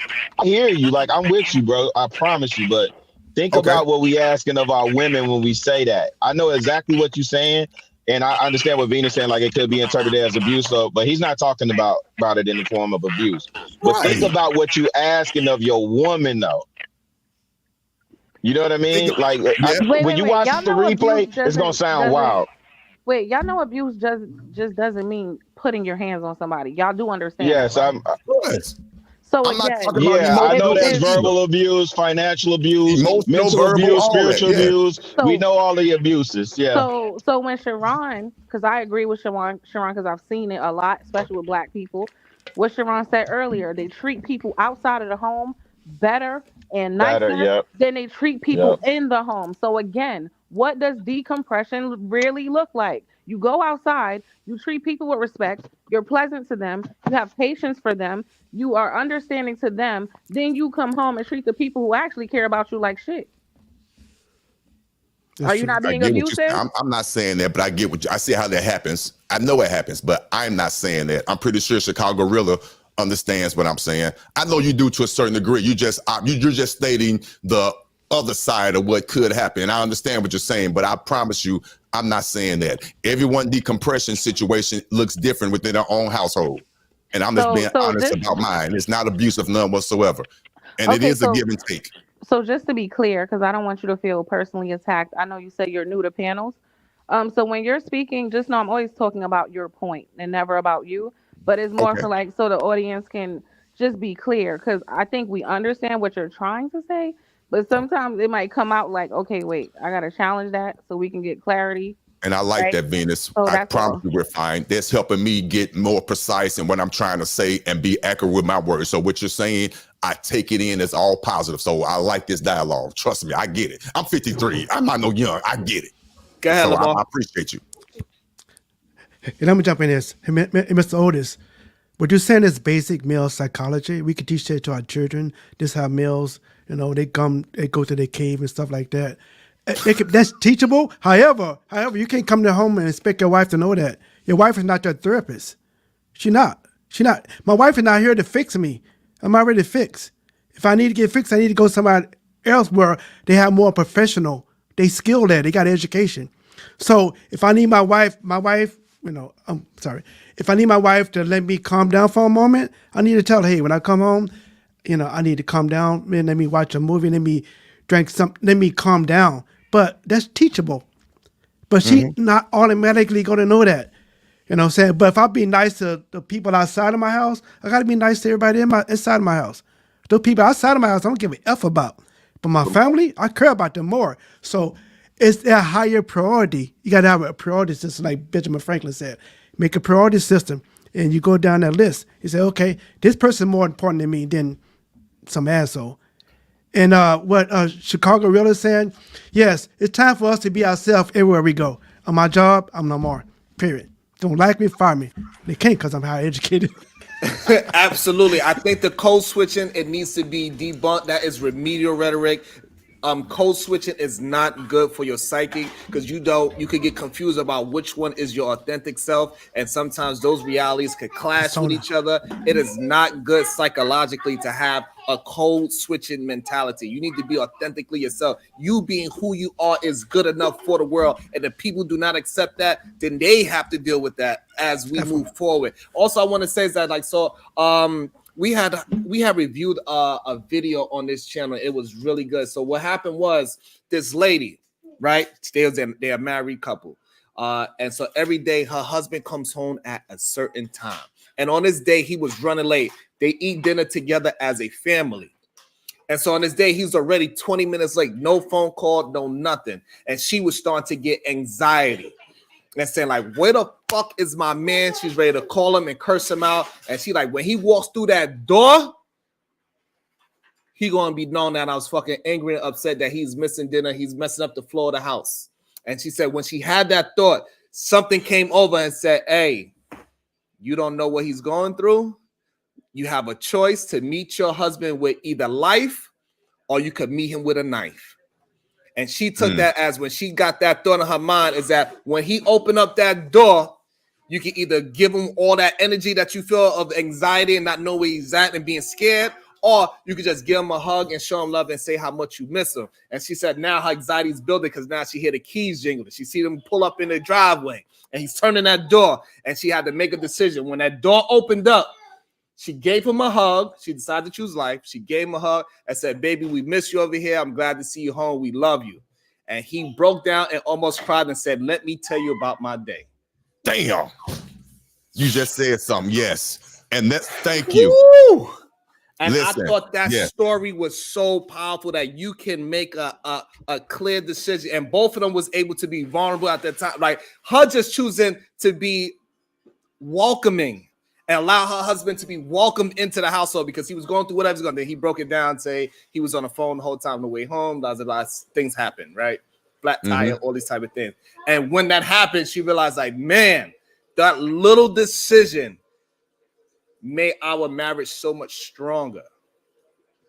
And that is so people true. Gotta hear that. Yeah. They gotta hear that. That is a really good understanding that women, you have the choice of breathing life into your man. You really do. And men, when we do get that life from our woman, we gotta accept it. I also want to bring Brownsville, New York into the conversation. After Brownsville, New York, we want to go PhD. Go ahead, Brownsville, New York. Yo, peace and love, cuzzo. Can you hear me? Yes. First, man, let me take my shoes off at the door. Peace and love to all the kings on the panel. But specifically, peace and love to the queens. Queen Venus. That was very insightful this morning. I appreciate all your insight this morning. Queen, Heathen Queen, always insightful as well. Miss Polly, I see you out there getting to that bag, so that's good to see. And the Supreme Goddess, good to see you this morning, PH Diva. Peace and love to the chat room as well, and all the listeners. I hope everybody is filled with joy this morning and in a positive mind space and getting to that productivity, getting to that bag this morning, this Wednesday morning. First of all, I want to say this, right? When it comes to vulnerability, what we have to understand is there's two types of vulnerability, right? So there's vulnerability when we have to go out into the world, right, and fight to be productive. If we show vulnerability out in the real world, that's considered weakness, right? Because as men, we got to put that force field on, and we got to go get to that bag, go get to that education, go get to whatever we need to get to in order to come back home. You know what I'm saying? And provide for our family, right? But that same vulnerability that's a weakness on the outside, on the inside, it's a strength, right? Because our family, not just our wife, but our kids also, they need to be able to crack that shell, to penetrate our force field, to receive that love, to receive that peace, to receive that joy that we have as men within us. They need to feel that masculine love, that masculine peace, that masculine joy that only a man can provide, right? That is a strength to be vulnerable with your family. And it should not take any decompression time, right? You need to decompress before you even enter the house. Wow. Decompress on the ride home. You know what I'm saying? Don't bring any of that mess inside of your house, right? Because when you bring that mess inside of your house, what you're doing is you're creating a strenuous environment into your family, and you don't want to do that. You know what I'm saying? And I'm just telling you from experience. You know what I'm saying? Because when I go to work, I deal with a lot of stress every single day. It's a lot of things that I see that could be very, very stressful, right? Out of can on the way home, on my travels back home, before I get to the house, I'm releasing all of that stress and I'm letting that force field down. And now I can extend peace and love to my house, because as a man, that is our duty to provide that to our household, right? Stop it. And then on the other topic, hey, Otis, check this out, man. PH Diva gonna handle you. You know she got that rear naked choke for you. You know what I'm saying? And all I gotta do is say PH Diva go get him, and she gonna take care of that. So if I was you, I would relax. You know what I'm saying? Calm down, because you don't want none of that PH Diva smoke. Hey, we got Venus gonna get him too. He just don't know.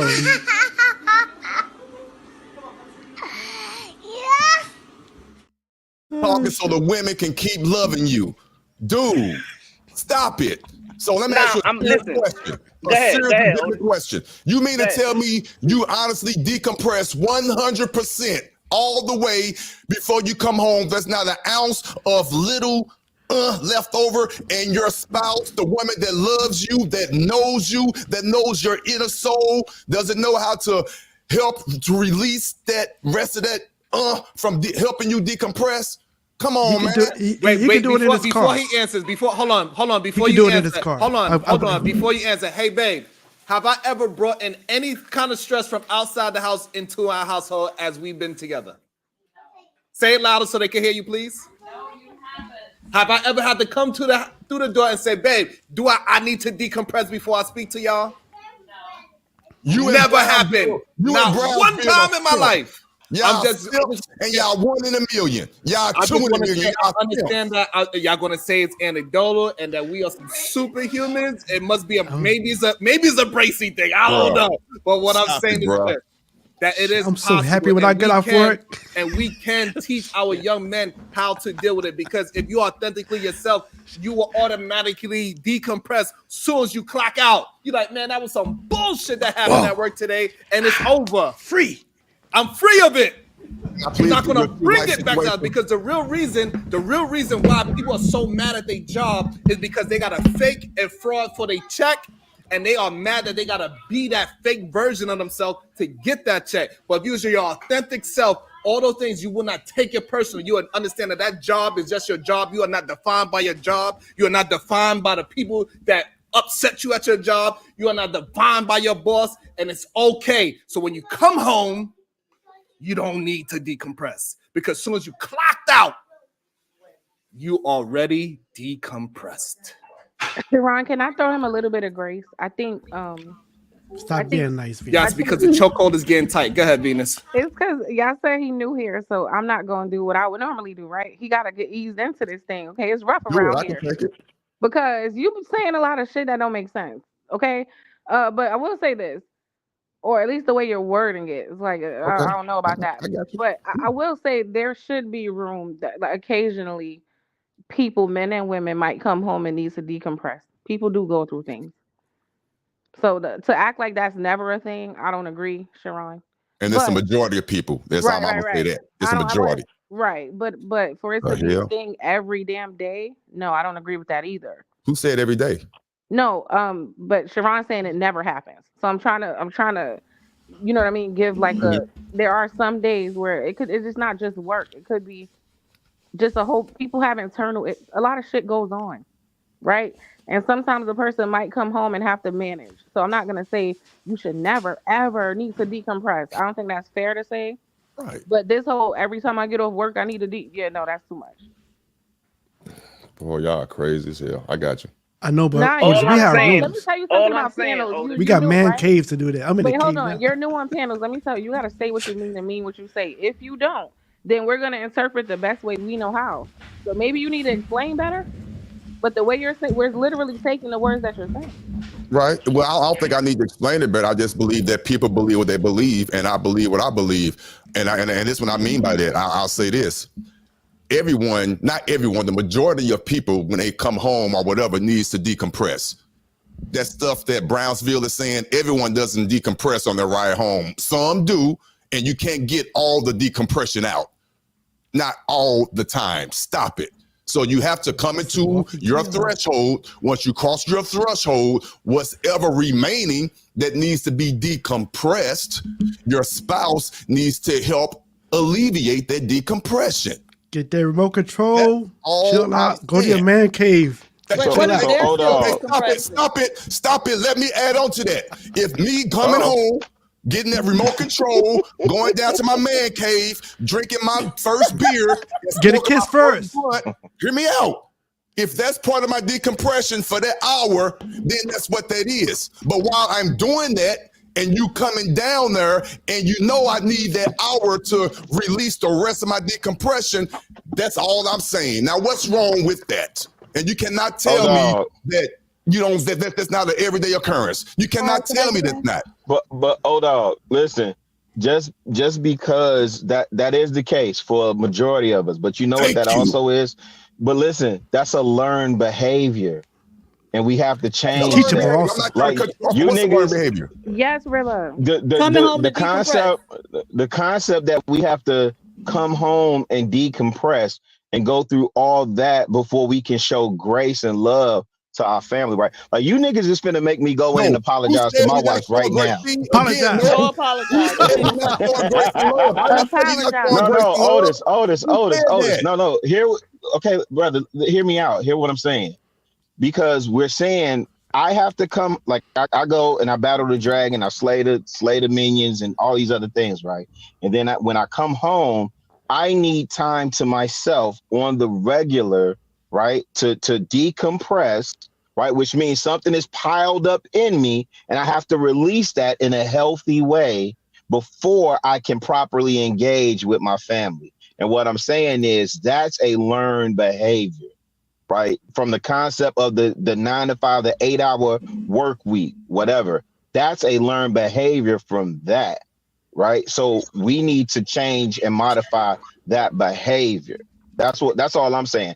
Trust me, but you 53, I'm 50. I hear everything you're saying. I'm agreeing with you, but I'm also a lifelong student. So when I get new information, I either can accept it or reject it. In this moment, I'm accepting it and choosing to adapt. I Right? got you. That's a Yep. learned behavior that we got to challenge ourselves to improve on, because if the goal is family, I want to show up as the best version of me for my family. Fuck that job. Facts, I fact, got and you. I'll and find that's what another I'm one. Yes. saying, Rilla. Amen. Rilla, that's what Can I'm I get saying, in? and that's why it's important for us to decompress on the way home and be fully decompressed before we walk through those doors. You know what I'm saying? That force field at that point should be down, and you should be embracing your family as soon as you walk through that door with love, saying, "Hey, babe, I'm happy to see you." Hug your kids, ask them about their day, you know, talk to them, communicate right off the bat, because that first impression when you get home, you know what I'm saying? That's when you are stepping in your masculine energy. Now it's daddy's home. Now everything is okay. You know what I'm saying? That is the Brownsville. message that you're sending Slap your wife on her ass when you come in. when you Hey, Brownsville. Can I go honey, ask into you a that question? house. That take that. Can I ask you a question, Brownsville? With all due respect, not trying to cut you off, but I'm asking you a question. Based on what you're saying, I like this dialogue. Based on what you're saying one should be able to decompress fully before he comes home. I understand that. So let's take that premise and let's say I agree with you. So with that being said, and I'm not trying to be an asshole, I'm not trying to be funny. If my normal ride takes me 20 minutes to come home after work, if I'm not compressed yet, I'm going to go to a bar. I'm going to do something else before I go home, based on your analogy, because I'm not decompressed yet. But my family wants me home. I'm supposed to be home at 5 o'clock, but I'm not decompressed yet. So but before I go home, I want to be decompressed so I can be all of me. But it's going to be another 2 hours. What say you on that? Wow, the luxury. Can I get in here? Oh yes, Pia Ziva again, because Pia Ziva been very patient. Go ahead, Pia Ziva. What's your thoughts? Good morning, everyone. Good morning, Good morning, Brownsville. ma'am. peace and love. So I think it's a luxury to think that you need to be decompressed, that you have to, come home or have that hour or 2 hours to decompress. Many women are, in the workforce and also have families. And what the research shows is that when they get off that first job, they get home and they start their second job. So as soon as they walk in the door, they can't decompress, right? And they have to start cooking dinner. They're dealing with kids. They're going to do homework or taking kids from hither to post or whatever. And so the idea that as a man, you should be able to have, come home and lay back and smoke a blunt for an hour or two until you get your head right. Like, it's the ultimate in like male privilege, right? It's crazy to me to think that, it's a job, and let's be very honest. Most people aren't out performing brain surgery all day, right? And so you do your job for 8 hours or however many hours and move on with your life, right? So I don't know. To me, it just sounds crazy, especially the part where I think Otis was the one who said it. The spouse needs to help you decompress. I don't know. That was just Can I, clear. can I Right. explain And that? this is Oh, why I'm Oh my before sorry. you, God. I want to jump Yeah, in. they So this do. is why earlier we were saying this earlier to me and Venus when we first started the show. This is where the 50-50 thing is not honest, right?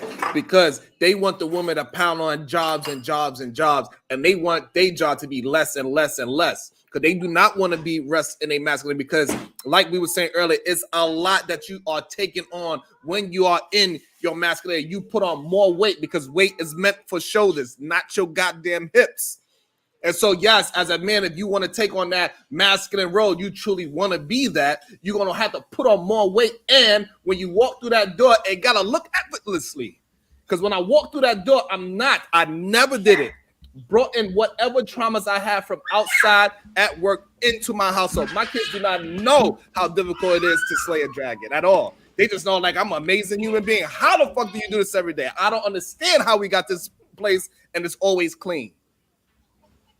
I'm like the goddamn duck on the water. My legs under that water is moving like this. It's working. On top of that water, I'm moving smooth. But like I'm not even putting no goddamn effort. So watch the goddamn duck is all we saying, and stop bringing that stress onto your family, because the women don't have no decompression time. And us men, we need to don't have it as well. No, that's not We true. can be fair. Sharon. And so now, Hello. it's just like the thank God it's Friday mentality. A lot of people, they work only up until Friday, and life still goes on. And so every Friday they spend a lot of money because they gotta go to the bar because they stressed. They created the stress for themselves so they can go and decompress. The same reason why you smoke, same reason why you drink. You create drama in your life so you could go out there and smoke a cigarette in the first place. People don't even understand that's psychological. So the reason why you smoke every day, you turn into, I got to smoke. You look for any reason to go and get a smoke instead of dealing with things is. So when you at work, you stress. Oh man, the boss said I got to come in 2 minutes early tomorrow. Ah man, this shit stressing me out. You smoke. Oh man, my wife said I got to take out the trash. I just got in the house. Man, I got to go outside and smoke when I take out the trash. You look for things to decompress. And so that is the issue. So if you always be authentically yourself, when you clock out and clock in, you don't have to change it. So you don't have to decompress because you love the job at the job, and I leave work and I leave my house at the house. I do not go home. I do not go to work and complain about my house, and I do not go to my house complaining about my work, because that's what happens to people that need to decompress. They got to decompress on both sides. They go to work and they decompress from their household. Then they come home from work and then they decompress from that. It's a goddamn habit. And people got to stop. The remedial rhetoric is that you got to decompress. No, you need to be your fucking self. That is not true. It's not, It is not true at all. 100% true. It's not true at all because it's basic male and female psychology. Okay, I'm gonna give Otis a little line. What's the lifeline? Just because I can do it and you and I can do it, Sharon, but it's not the basic. When my wife come home, the basic female psychologist is she need to talk. She need to let all this shit out, and I'm there to listen to this shit. However, just because we could do something, it doesn't mean each person got to have a different tool. Like Brownville, he could do it in his car. I could do it, but I could do it with a hug. I come in and spank my wife on the ass. That's me. But he got to find a way to make his relationship work. He can't become a woman. He can't say, no, I'm not going to do shit. I'm just going to shut the hell up and do the dishes. And we want to talk about the difference how men react and communicate. That's two completely different things. Women are always going to be more talkative in anything that they do. Whether they happy, sad, or mad, that is a part of who they are as humans. And we was to describe something, we give it, hey, describe tic-tac-toe to a man, and we say, hey, ladies, describe tic-tac-toe. Most likely that woman will have at least 10 to 20 words more than any man. That's why. So women are just natural social people. They are social creatures. They need to talk. And men don't need to talk. That's why you need to compress. That's not what we're talking about. That's not decompressing. I'm trying to help y'all on this. No, what I'm saying is, I don't need no help. Yeah, you need help with this one. No, I don't. They tell you to be a woman right now. It's not decompressing. A woman needing to talk to a man is just a woman being a woman. She's just womaning. Did I just Hey, some men need to calm down before they come in their house. They don't need to come in their house, take all this shit on their wife. Some men need to chill the fuck out. Just walk past my Sharon just make up a word. Did he just make up a word? He said she just womaning. Yeah, right. Jesus Christ. No, but look, hey. What I'm saying is, use your own tools, your own technique to make it work. You can't use my technique or Sharon technique or Chicago Realtor technique. Whatever you have to do to make this shit work, bro, make this shit work. Hello. Period. Can you hear me? Can you hear me? Yes. Oh, okay. Yeah. I used to. Well, when I was married, my husband used to be a correction officer, right? So he used to come home and he would have that rah-rah attitude, because you got to have that rah-rah attitude when you work in a prison, right? So he would have that rah-rah attitude when he came home. And every time he'd come in with that rah-rah attitude, I just automatically leave the house. And I would leave the house for like hours at a time. This was I was training him. I guess I was training him. I don't know, because I don't like confrontation. I don't like static, right? And so I would leave and go to a bookstore. I'd be there for like 4 hours, wouldn't come home, and he'd be like, "Why do you always leave when I come in the door?" And I was like, "Because you're not yourself when you come in the door. It's like you got to wind down, but instead of winding down, you start barking at me." And I'm not going to have you bark at me, because this marriage is going to end very soon if you continue to bark at me, right? So he had to learn that he couldn't bring that home. He had to learn how to shut that off. Okay. I mean, it took a while. It took about 2 years. It took a while before he could turn it off. But at one point he did learn to turn it off, right? But I understand the stress. It depends on the job too. It definitely depends on the job. It depends on the job, man or woman. If you have the kind of stress, you have to come home and decompress. And I get it. Working in a prison is a stressful job. I get that too. But you also have to be compassionate to your mate, compassionate to your spouse. You cannot bring that kind of thing home. You have to learn how to discern that inside of your mind. You need to be able to figure it out inside of your mind, inside of your person, and say, I cannot bring that stress home to my spouse. Okay. So can I And ask I you a have, question, Heather? Can I ask you a question, Queen? This is a perfect question to yeah, ask you. Perfect question. hmm, I like this shit. Okay. what? Your husband was coming home, came Hmm. home. You decided at that time to leave your house instead of sitting your husband down. I'm just hyperbole. Instead of sitting your husband down and wasting 4 hours out the household, sitting your husband down, letting him know how he's making you feel. So instead of you wasting 4 hours in 2 years, don't take this the wrong way. I'm just based on what you said. Instead of wasting 4 hours a day in 2 years of your marriage, that could have been cut down plenty by when your husband came home the first couple of times with that rah-rah attitude. Hey, baby, you bringing your job home with you. Relax, I'm here. What's up with that? Yeah, but But I had you a, decided to take your actions that longer route. Four well, let me, hours out the house and 2 years to work that issue out. What say you? let me explain. Okay. Some human beings are not ready or willing to face that they have negative characteristics. Some human beings are not ready to discuss that. Some human beings are not willing to see themselves with fault, with any kind of flaw. My husband just happened to be one of those people, and I recognized that early. That he was not with, he was, he is what you call, he was one of the alpha males, where whatever he thought was whatever he thought, and I was just a little old wife, and da da da da da. So therefore, I had to train him and teach him in different ways what I was willing to accept and what I wasn't willing to accept. And when he wouldn't listen to my initial protest of, hey, you cannot scream at me and expect me to stay, when he did not understand that or he did not want to accept that, I started to disappear. So when I started to disappear and I kept disappearing, and he'd say, why do you disappear? And I'd be like, because I was at the bookstore. Why do you disappear? Because I wanted to. Why did you disappear? As soon as it started to get on his nerves that I would disappear for so long, then I sat him back down again and told him, I do not accept or tolerate people barking at me. I have explained this to you initially when we first got married. I do not accept people barking at me. And then he was willing to listen because he didn't want me to disappear. He didn't want me to keep disappearing. The food wasn't on the table, right? The food wasn't on the table. As soon as he walked in the door and he started barking, I'd leave all the kids with him. He'd be sitting there with all the goddamn kids, and I'd disappear for 4 hours. And Awesome. once And he, I think thank you, HQ. And I think it's very important that we understand that when you come home and you need to decompress again, you are still taking time away from your family. And what you are doing is alienating yourself from your family, where that is supposed to be your time, because time is very precious. You do not get back that time that you need to decompress, and you need to do whatever drug it is or whatever ailment I should use instead of saying drug, whatever ailment you need to use to decompress for an hour, 2 hours every day. Eventually that turns into a habit. Every day you walk through that house, your kid's gonna say, my daddy is grumpy.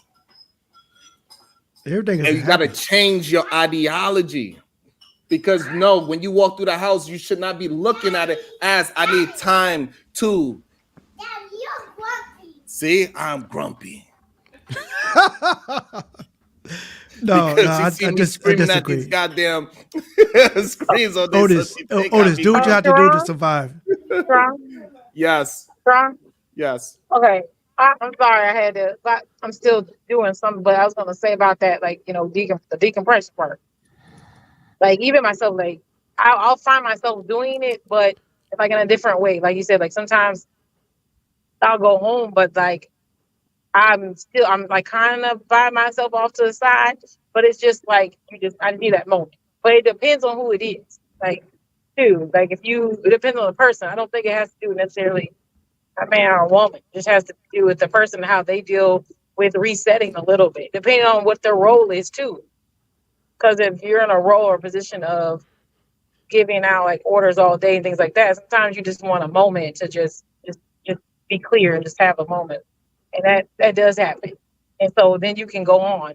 Like, but sometimes you don't have time, like especially if you're a working mom or something, you don't have time. So you just have to kind of adapt to it a little bit. So what I'll do, maybe I'll go home, take a moment before I go in the house. I might sit in the car, listen to a couple of songs, whatever.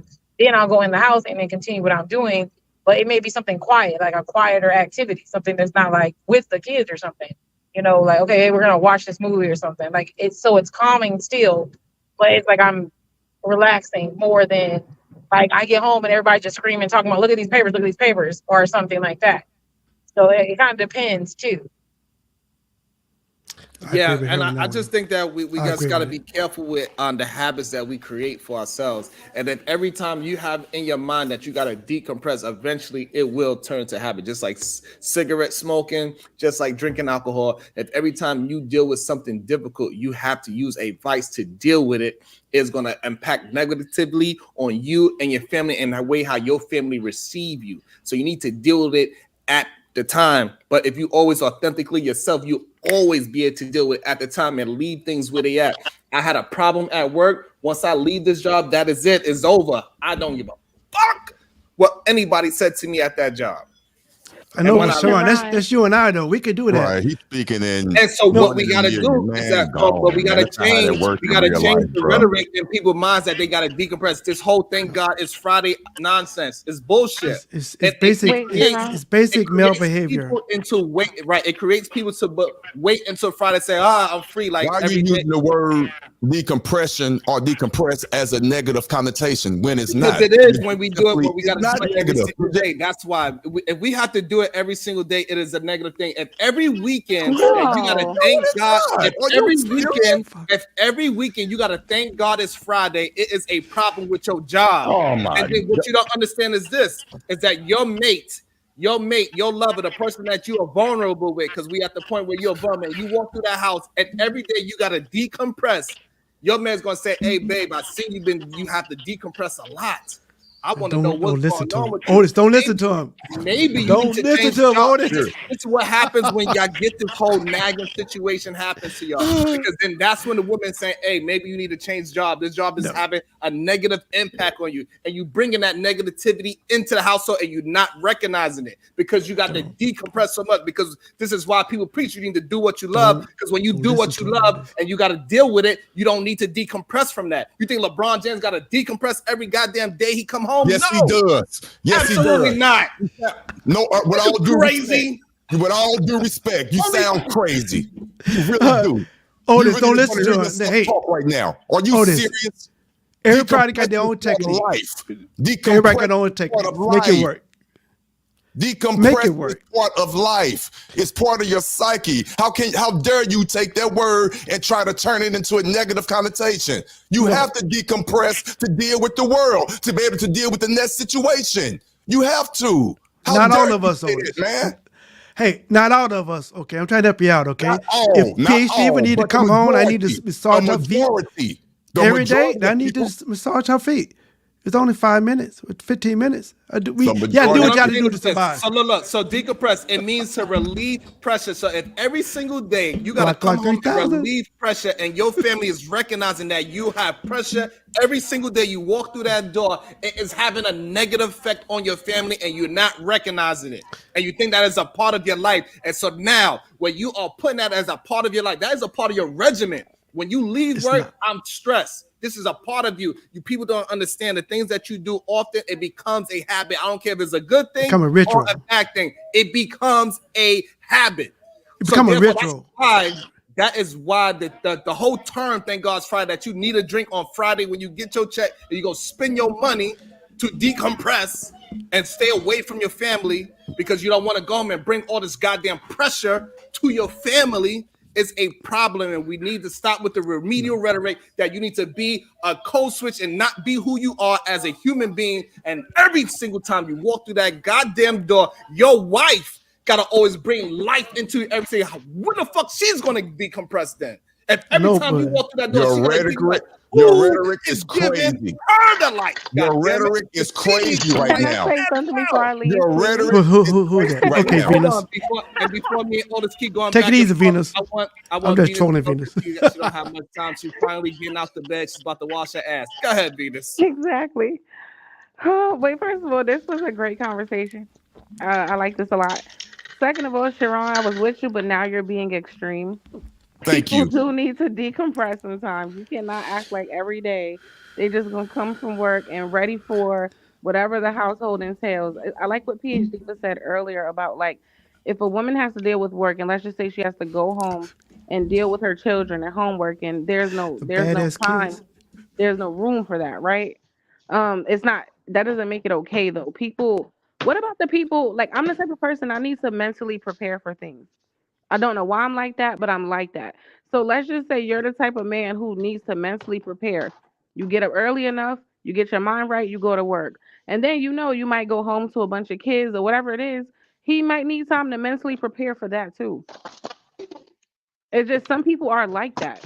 It just is what it is. But I'll be in the clouds later, y'all. Sharon, can I please say this? Because it goes I both agree with ways. Venus on that one. My wife, when she gets off work every day at 2:45, she's upstairs now working in her home office. When she gets off work at 2:45, she comes down to the kitchen.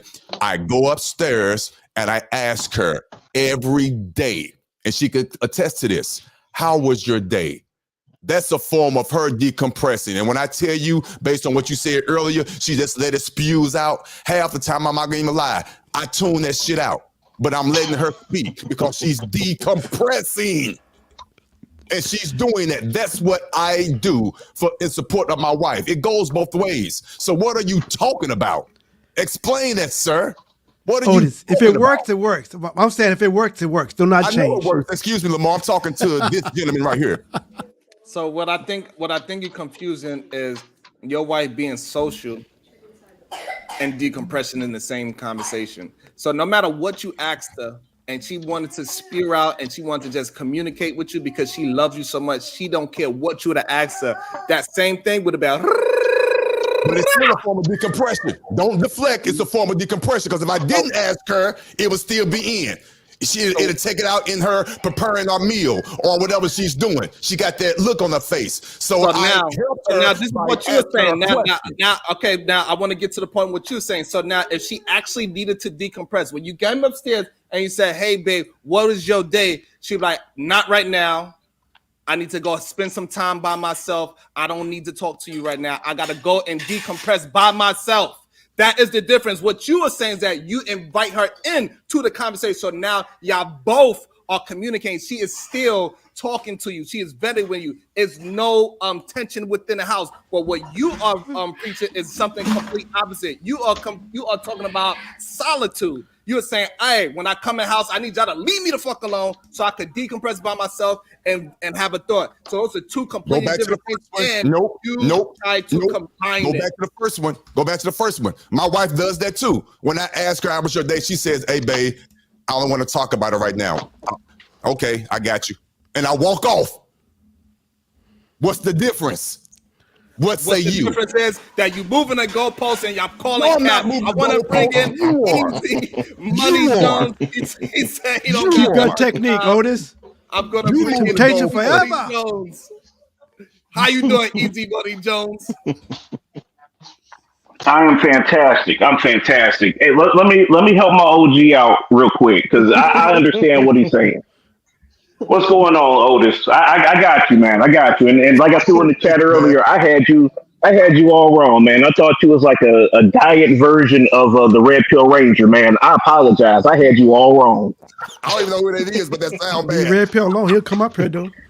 That's fine. I'll gladly have that conversation with him. It's angry young But man. yeah, my bad on that. So just real quick to what Otis is saying, like, sometimes when you work, and I don't think Otis is talking about it every day, right? Like there's different ways that you can decompress depending on the stress that you feel at a particular job. So for instance, like I threw in the chat earlier, I had a coworker who died, right?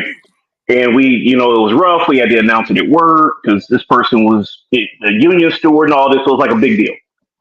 And I just remember like just being kind of like shell shocked and empty. So by the time I got home, I was still kind of in this place of like still feeling that, still feeling that feeling there. And so, my wife was able to sit with me for like an hour and help me kind of process it. So I think part of what we're saying is we're talking about decompression, but to a degree, depending on the type of day you have, it may be a thing where you just need to process what it is that you're seeing or that you're feeling.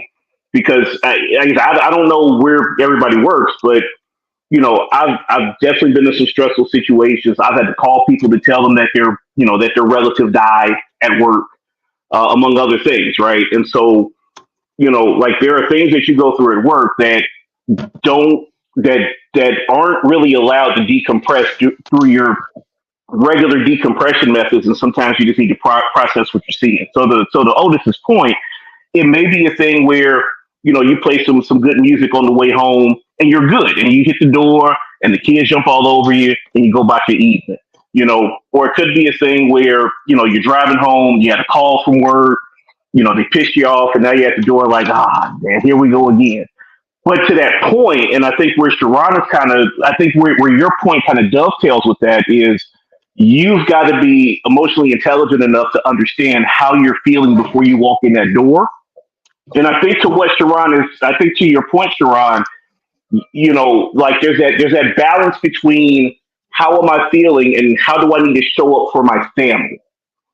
And that's where the method of decompression and how much time you need to decompress is important. And then that's when you go to your partner and say, hey, buddy, hey, wife person I'm related to by marriage.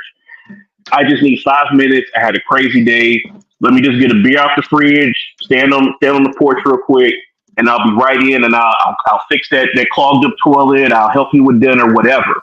So I think that's kind of the part that we're missing, to where there's like this middle thing between decompression and coming in the door upset. Like there's that recognition and then that expression of what you're feeling. Does that make sense?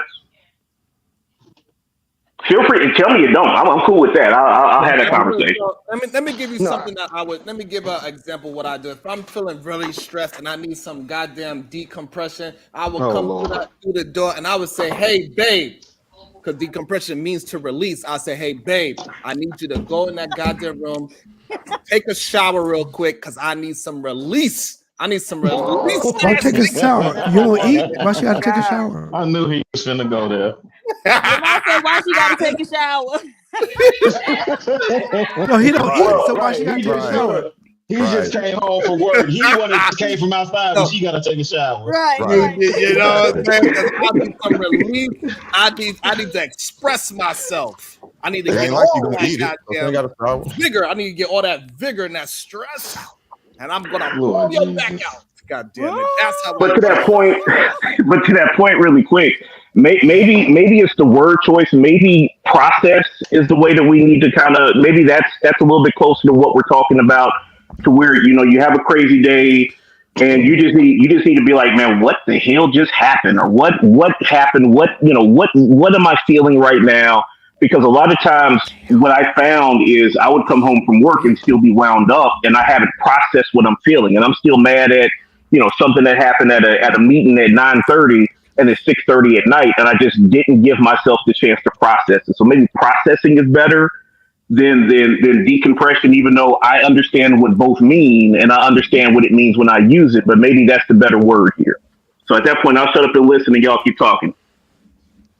Awesome. It's no better word. Hey, I just Otis, also want to say, do what you have to do to I don't survive. know what is going on. I know you've been here for more than 20 minutes. Let's see if I can get some But people. don't change. I 'cause it's need you working. to hit the like button. I need you to hit the share button. You've been here for more than 20 minutes. Show some love, productivity within the conversation. We entertained you. We gave you some insights. We gave you two sides of the coin today. Make sure you hit the like button, hit the share button, and hit the dollar cash app. We got 126 people watching right now. Let me see some I need 126 single dollar bills dropping from the internet sky. Jesus, Lord have mercy. And since every time I say goddamn, somebody's take a shot, there go a shot for you, sir. And make sure you send a single dollar bill for that shot. Go ahead, Lamar. I take a shot at a PhD. I bet she go to work to decompress. Because I go to work, I get all this shit out of work. When I leave work, I'm done. Right. I like it. I gave those. So I ain't gonna say that. I was saying that. Those people. I won't say those people. I gave those people the business. Now I'm going home relaxing. But a lot of people need to work out. That's a great way to decompress. I go for a walk every day after work for about an hour and 15 minutes or whatever. But and then also, a lot of the stress or the pent up stuff you'll feel in your body can be a result of the diet as well. So eliminating a lot of those processed foods, those sugary foods can go a long way towards helping people feel less stressed.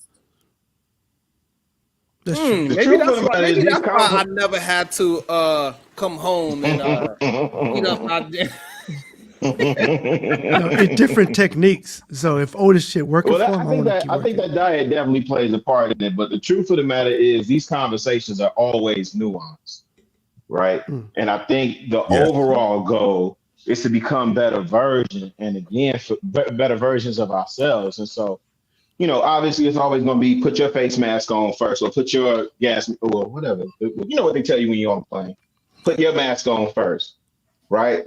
But the ultimate goal is to show up best for the people to who it matters most. And whatever that looks like, you should be willing to do whatever it takes. For me right now, just listening to the conversation, it looks like me rethinking how I decompress. That's what it looks like for me. Man, that's and everyone does it differently, right? And and that's a nuanced conversation, though. But I'm glad what you said though, because honestly, we have to be real about it again. That's a nuanced situation because everybody's relationship is different. Like you said, take your shoes off before you come into the house. My question is this, not this panel, but just in general, including myself. Whatever your stance is within your relationship, whether you're the alpha, the beta, whatever, can you talk that same talk and hold that same reverence with your spouse right there beside you right now, live? Yes, I can. Talk that talk. It's not the relationship, it's you. Uphold you and continue and to support what you're saying. Yeah, it's not the relationship, it's you. I know mine can. I don't believe, I know mine can. We're not going to agree with everything, but it's to the point whereas she allows me to get my voice out and vice versa, period. I know, and that common ground is there. How many of you can do the same thing? I know, but it's not your spouse, it's you. You are what you are, period. Yeah. Oh, I get that. So it has nothing to do with the spouse at all. But your spouse should know you. You should know what you have and vice versa. She do her best to know us, but nobody really know anybody 100%. I'm just horrified that these women are working all day and then going home and cooking. Like the decompression should be, hey, I can't cook. I know because the woman's supposed to come home and cook. That's why she come home and do it. Shout out to Easy Money Jones on the Cash App. He said, about to be a situation.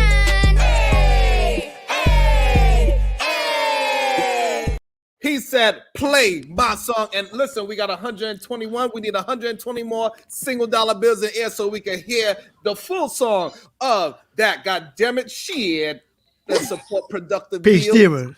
You said the man come home and complaining. And the woman got to do all the work. Damn. I wouldn't do it. Like, to me, that's a losing proposition. Ain't no way in hell. PH Diva. In our household, I'm not going to say mine, in our household, because it's the wives too. My wife works. She works 8 hours a day. She gets off work. She cooks. She cooks. Now, with that being said, after she cooks, I clean the table. I scrape the plates. I do all that. But the point you do the dishes. She works 8. I don't do the dishes. I don't do that. She works 8 hours a day, and she cooks. Right, Callie. Right. Oh shit! Hey, more power to her. If she willing to take that losing proposition, more power to her. I wouldn't do it, but if you willing to take that losing proposition, more power to you, sis. Exactly. I'll cook tonight myself. I want to welcome to the stage the beautiful and always driving by to set you straight. Callie Bev, good day. Happy Callie. How you doing? Straight no, Callie. Hey, get the ass, Callie. He walk all over their ass, Callie Bev. This ain't no drive-by, I'm saying. I should have said parking ride. That's what I should have put. Oh, you at Lindbergh, Callie? You at Lindbergh right now? Yeah, I am at the Lindbergh station. Matter of fact, I'm gonna change that shit right now. Put this parking ride. But nah, what you gonna call it? Both parties need some form of decompression. I don't give a fuck what y'all talking about. I don't care. And if I need to decompress by not having to cook in my fucking work clothes, then that's what it's gonna goddamn be. You know what I'm saying? Like I am not my mama, okay? Now, granted, my daddy would go ahead and cook, you know what I'm saying, sometimes or whatever. But you know, he been off since 3 o'clock. Mama been from work downtown, came and got us from school because we didn't want to be in the house when daddy was decompressing. That's no, you don't know. That ain't no. So How often are what you you call decompressing, it? Callie? Huh? How often now you making me want to watch him call it. How often are you decompressing?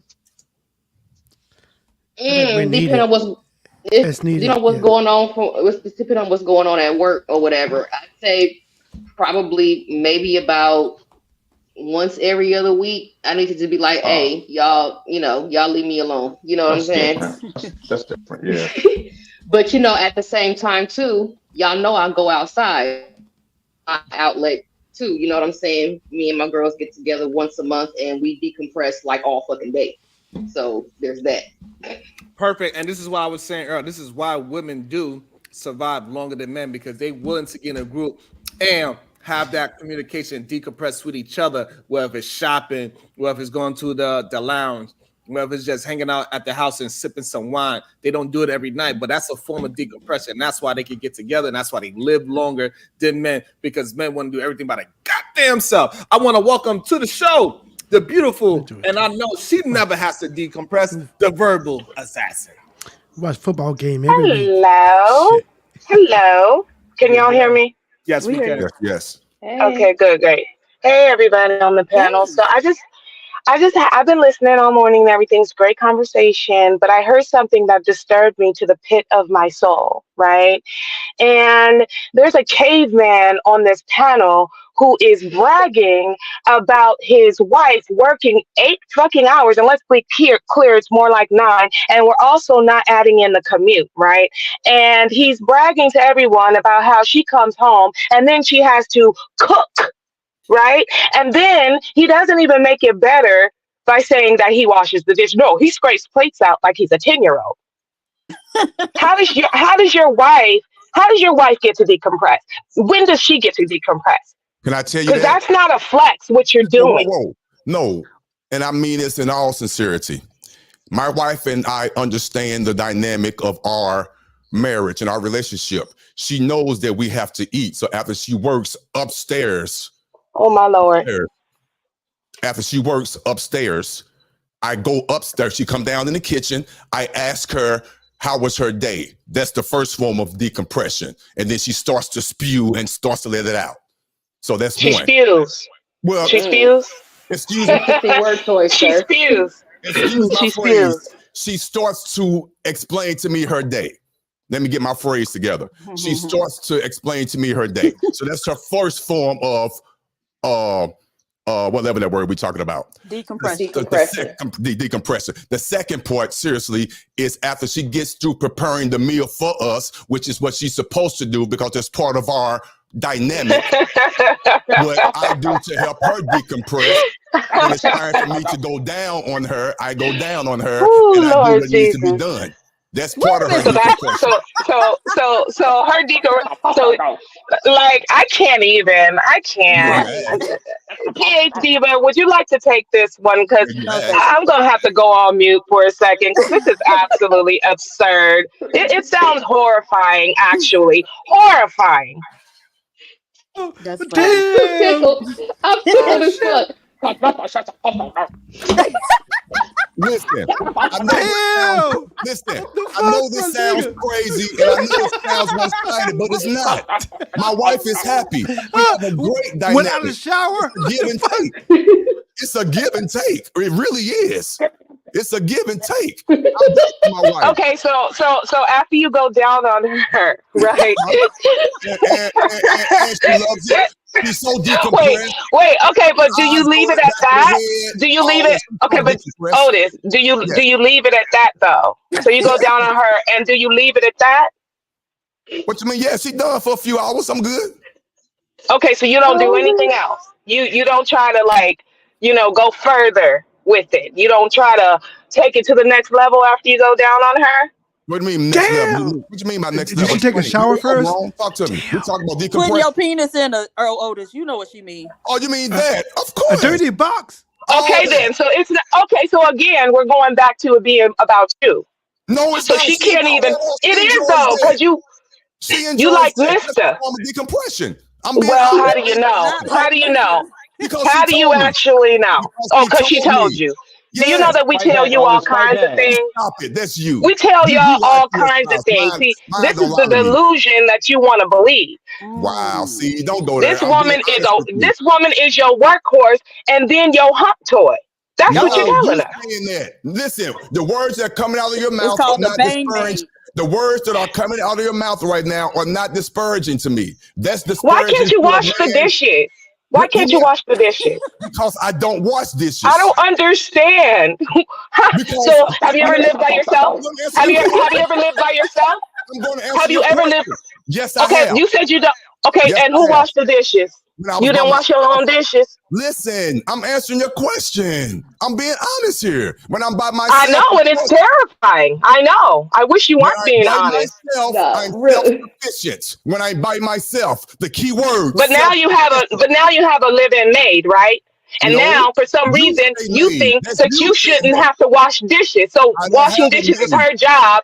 So all the domestic shit is her Okay, job, the and working domestic and bringing shit, in money. And you the think that's domestic cool? That's shit, not hear me cool. out. Stop it. The domestic shit is her job. The other shit is mine. She don't change the oil. She don't jack up that Oh my car. God, she She don't works jack up though. that car to change the brake pads and the brake She rotors. works though. She Does don't she be Doesn't on she the does she work? put roof her money Wait, towards unless wait. I bills? get on the So do roof you do and that, or do you take it up unless to the I get on dealership the so they roof can and change the change brake the pads and change the Right. oil? Exactly. He takes it to the dealer just like the rest of us. No, I don't. Come on now. See, you're being facetious. So, I'm being no, honest with I my was. lifestyle, and you're I was. degrading I it. really I'm being was. honest with you. I really I am. was She being. don't I do was the being. manly things I do, and she does the, lack of a better phrase, the woman things.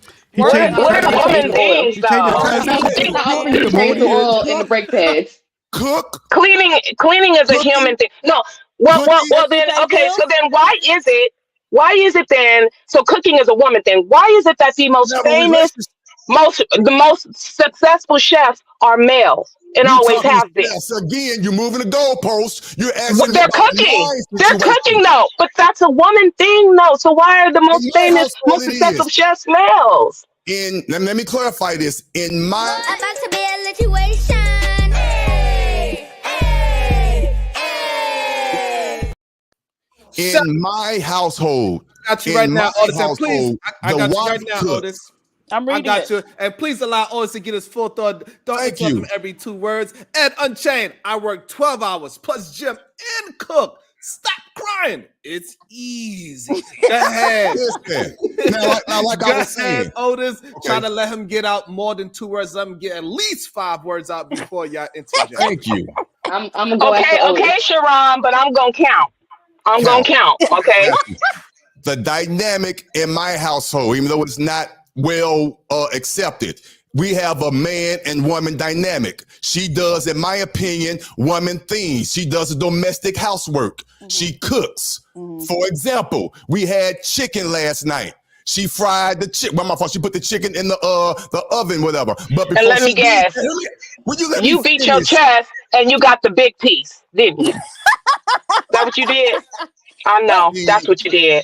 Does she pay bills? Because that's Can I the most manly finish? thing. That's the Can manly I thing. Are you paying finish all the bills? again? Let me finish It's because I want to hard. go. I want to It's go. hard. So that's fine. I go there, and it's good for the algorithm. It's fine, but it's hard to have an intelligent, serious conversation with the opposite sex when I'm being so sincere and trying to get my point across to let the other people know what's going on in my household. But I have 2 women on here, which I know they mean well, but they're cracking jokes and now allow me to get my point across so we can have an intelligent conversation. I get it.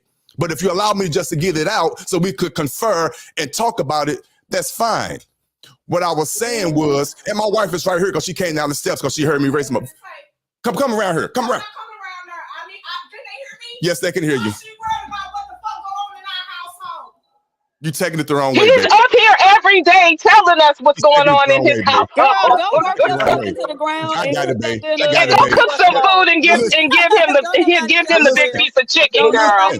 But I just proved my point. My wife understands what's going on. We got a great dynamic here. Right, That's why wonderful. she You came made it about downstairs, y'all. We and really that's why don't she care. came downstairs defending her husband. Right, okay, but You we don't really allow don't me care. to get So my you don't words have out to because keep my it woman about your wife, defends her child. husband. Girl, work Oh, yourself just into the hush. ground. Don't nobody care. Of course I will. So that's a woman thing too, to defend and You protect. don't allow me to speak, and I'm not rude. I'm never going to disrespect a woman, so I'm going to be quiet and let you get your rhetoric out. Go ahead, You Callie sure Bev. talk loud. Go ahead, Callie Bev. I have to because of women like you. They don't allow a man to get their point across, so I talk loud. Okay. That's so sad. In all seriousness, I knew it was coming when he said she came downstairs. I knew that. I knew it was coming. Okay. As somebody who gets a household critique 24/7, I knew it was coming. Now, to a certain extent or whatever, I was cracking jokes. I'm not even going front. That shit was funny. Okay, it reminded me of that bit that went viral on Facebook with Kevin Hart and Taraji P. Henry. Give me the big bill, bitch. You know, that shit was fucking hilarious. And that's what it reminded me of. So I had little tears, okay? But what I cannot do, because I don't like it done to me, is for someone to tell me how my spouse feels. You know what I'm saying? So I'm not gonna go there with you. You know what I'm saying? But hey, the jokes was funny. I'm not. It is what it is. The jokes And was to funny. your point, thank you for saying that. I know this is YouTube. I don't take what you guys say personal. I am loud. I am animated, and it's just how I am. But trust me, I love great dialogue. So what you said did not offend me, and I thank you for saying what you said. But let's continue our conversation. I have no problem with it. We good. I'm not gonna act like it don't sound fucked up, but everybody run their household different. You know what I'm saying? I got you. Mad at us. Yeah, child, because it could not be me. I would never. Because but for real though, you saying that because again, for the record, you're not really allowing me to explain myself, and you have this one-sided idea of what's going on. And honestly, it is one-sided. When I promise you, it might comes out wrong and aggressive, granted, but it really isn't. We're not unhappy. It's not a dominating situation. It's not. My woman is well aware of who she is. I love her femininity. I love all that. I promise you I do. And I want to be the best for her. I want to be that man that she deserves. So that's why I come out aggressive and all that. But trust me, we have a great dialogue. Do we argue? Yes. Do we have our issues as a marriage? Yes. We've been together since 1998.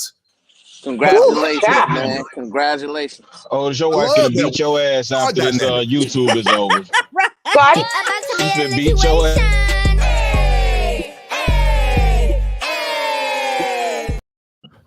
Whoa, and they did not get me. Trust me. I won that debate. I'm sorry. They ain't get me. No, Shout out. you did it.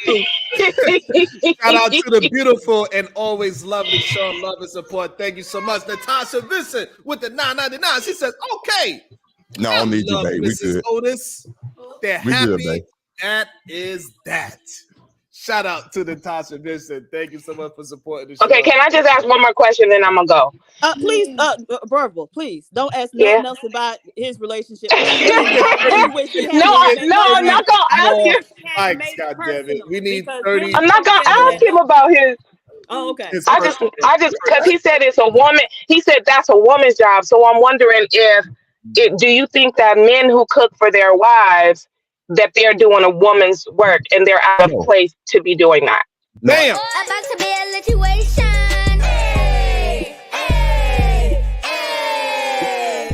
Shout out to Ed Unchained for showing some love and support. The women on the panel can't cook. They can't relate. Exactly. Say that. Oh, damn. Really? We can't cook. In my household, oh, okay. In my household, the woman cook. I cook. Then my wife go, I cook every now and again, but majority of the time, 90-something% of the time, my wife cooks. That's Every fine. now We and don't again, care. I do a little something. She's right here. Yeah, We don't it's care. whatever. It's Yeah, whatever. what But I it wouldn't be me, Man, especially shout out to Miss if I'm Otis, man. She working. gonna Hell beat your no. ass after this, Otis. You gonna Right get your here. ass beat He gonna tonight. get his ass whooped. Downstairs, man. Now, who you Okay, cutting up calm with? down. My wife is right Hey, here. Otis, what you say? telling these people all your damn marital business. You gonna get whooped on. Listen, I'm not saying y'all should hear. Y'all need to hear this. I'm Oh just my messing with you, big god. dog. I I'm know, just bro. messing with you, man. Come on, man. You know I do this. Do not let my Yes, sir. mannerisms get you. This is what gets YouTube going. I can take all this. It's just my mannerism. It works. Yeah. I'm good. Miss Otis gonna get going tonight on your ass. But even if I can't cook, man, I wouldn't cook. We already had this conversation. You Yes. done had her come downstairs for this bullshit. Gonna beat your ass. No. Say it. Say it, baby. I heard him all the way upstairs. Thank you, baby. Miss Otis. Yes, because he gets Is he very that loud loud? on these Miss platforms, Miss Otis. Miss Otis, They he both is loud. very loud. Hey, listen. They both Hey, loud. listen. He need Hey, listen. he Doing it needs all another day. big My piece of God. chicken tonight. Give him the Hey, big piece. hey, one thing I do know, he's gonna be eating more than some chicken tonight. That's all I Oh snap. All right, y'all. I just had to troll him a little bit because he was sounding crazy and insane and deranged up here. But let me get back to work because I will not be cooking tonight. Okay. Bye. do. Y'all crazy. Peace Y'all and love to crazy you. as Peace hell. and love to you. Hey, I can't lie. Hey, I can't lie, man. You Otis, these ladies, they had you in that rear naked choke again, bro. Miss Otis, listen, hold on. Hey, Miss Otis came Brownsville. It was downstairs. 3-on-1. She recognized they had you all choked up. And she came down. She said, nah, not my husband. Y'all take your hands off of him. So she came Brownsville, you and she wrong, listened. bro. Stop She it. gave you that support, man. I gotta give you respect for that. Damn. But she Hey, proved they my was coming point. out the top She proved turnbuckle my on your point. ass, Otis. She still going to. Shout I out to think Pray this for is my last Otis. time on this panel, bro. Pray for Otis. Yeah, that Dog, was what you great. say? I'm letting you know right now. I appreciate all you guys, but I think this is gonna be my last time on this panel. It's the free Otis of the Nah, choke. we'll see you tomorrow. Right. Yeah, free Otis in the chat. Oh man, this was absolutely awesome Damn. today. I appreciate all of y'all. I thank y'all for rocking out with us today. We are the Solution Based Gang, and we here every day at 9 a.m. ish. Hopefully, y'all had a beautiful and productive day. Hopefully, you enjoyed the show. Make sure on your way out, you hit the like button because for some reason, you're scared to hit the like button while you're here. So on the way out, hit the like button. I think that we got animated, we laughed, we screamed, we yelled, we got to some understanding by the end of the day, which is always a beautiful thing. And so, yes, learn how to not have to decompress every single day. When you come home from work, leave the drama at the door. When you come home, that is your family time. Enjoy it because you don't know when it's going to be a last time. We rebel against remedial rhetoric every single day. We challenge your thoughts. We make sure your thoughts are your own. Support great and beautiful productive bills if that's what happened today. We are the Solution Based Gang, and I will see y'all later. Thank you so much. I appreciate y'all. See you soon. Oh,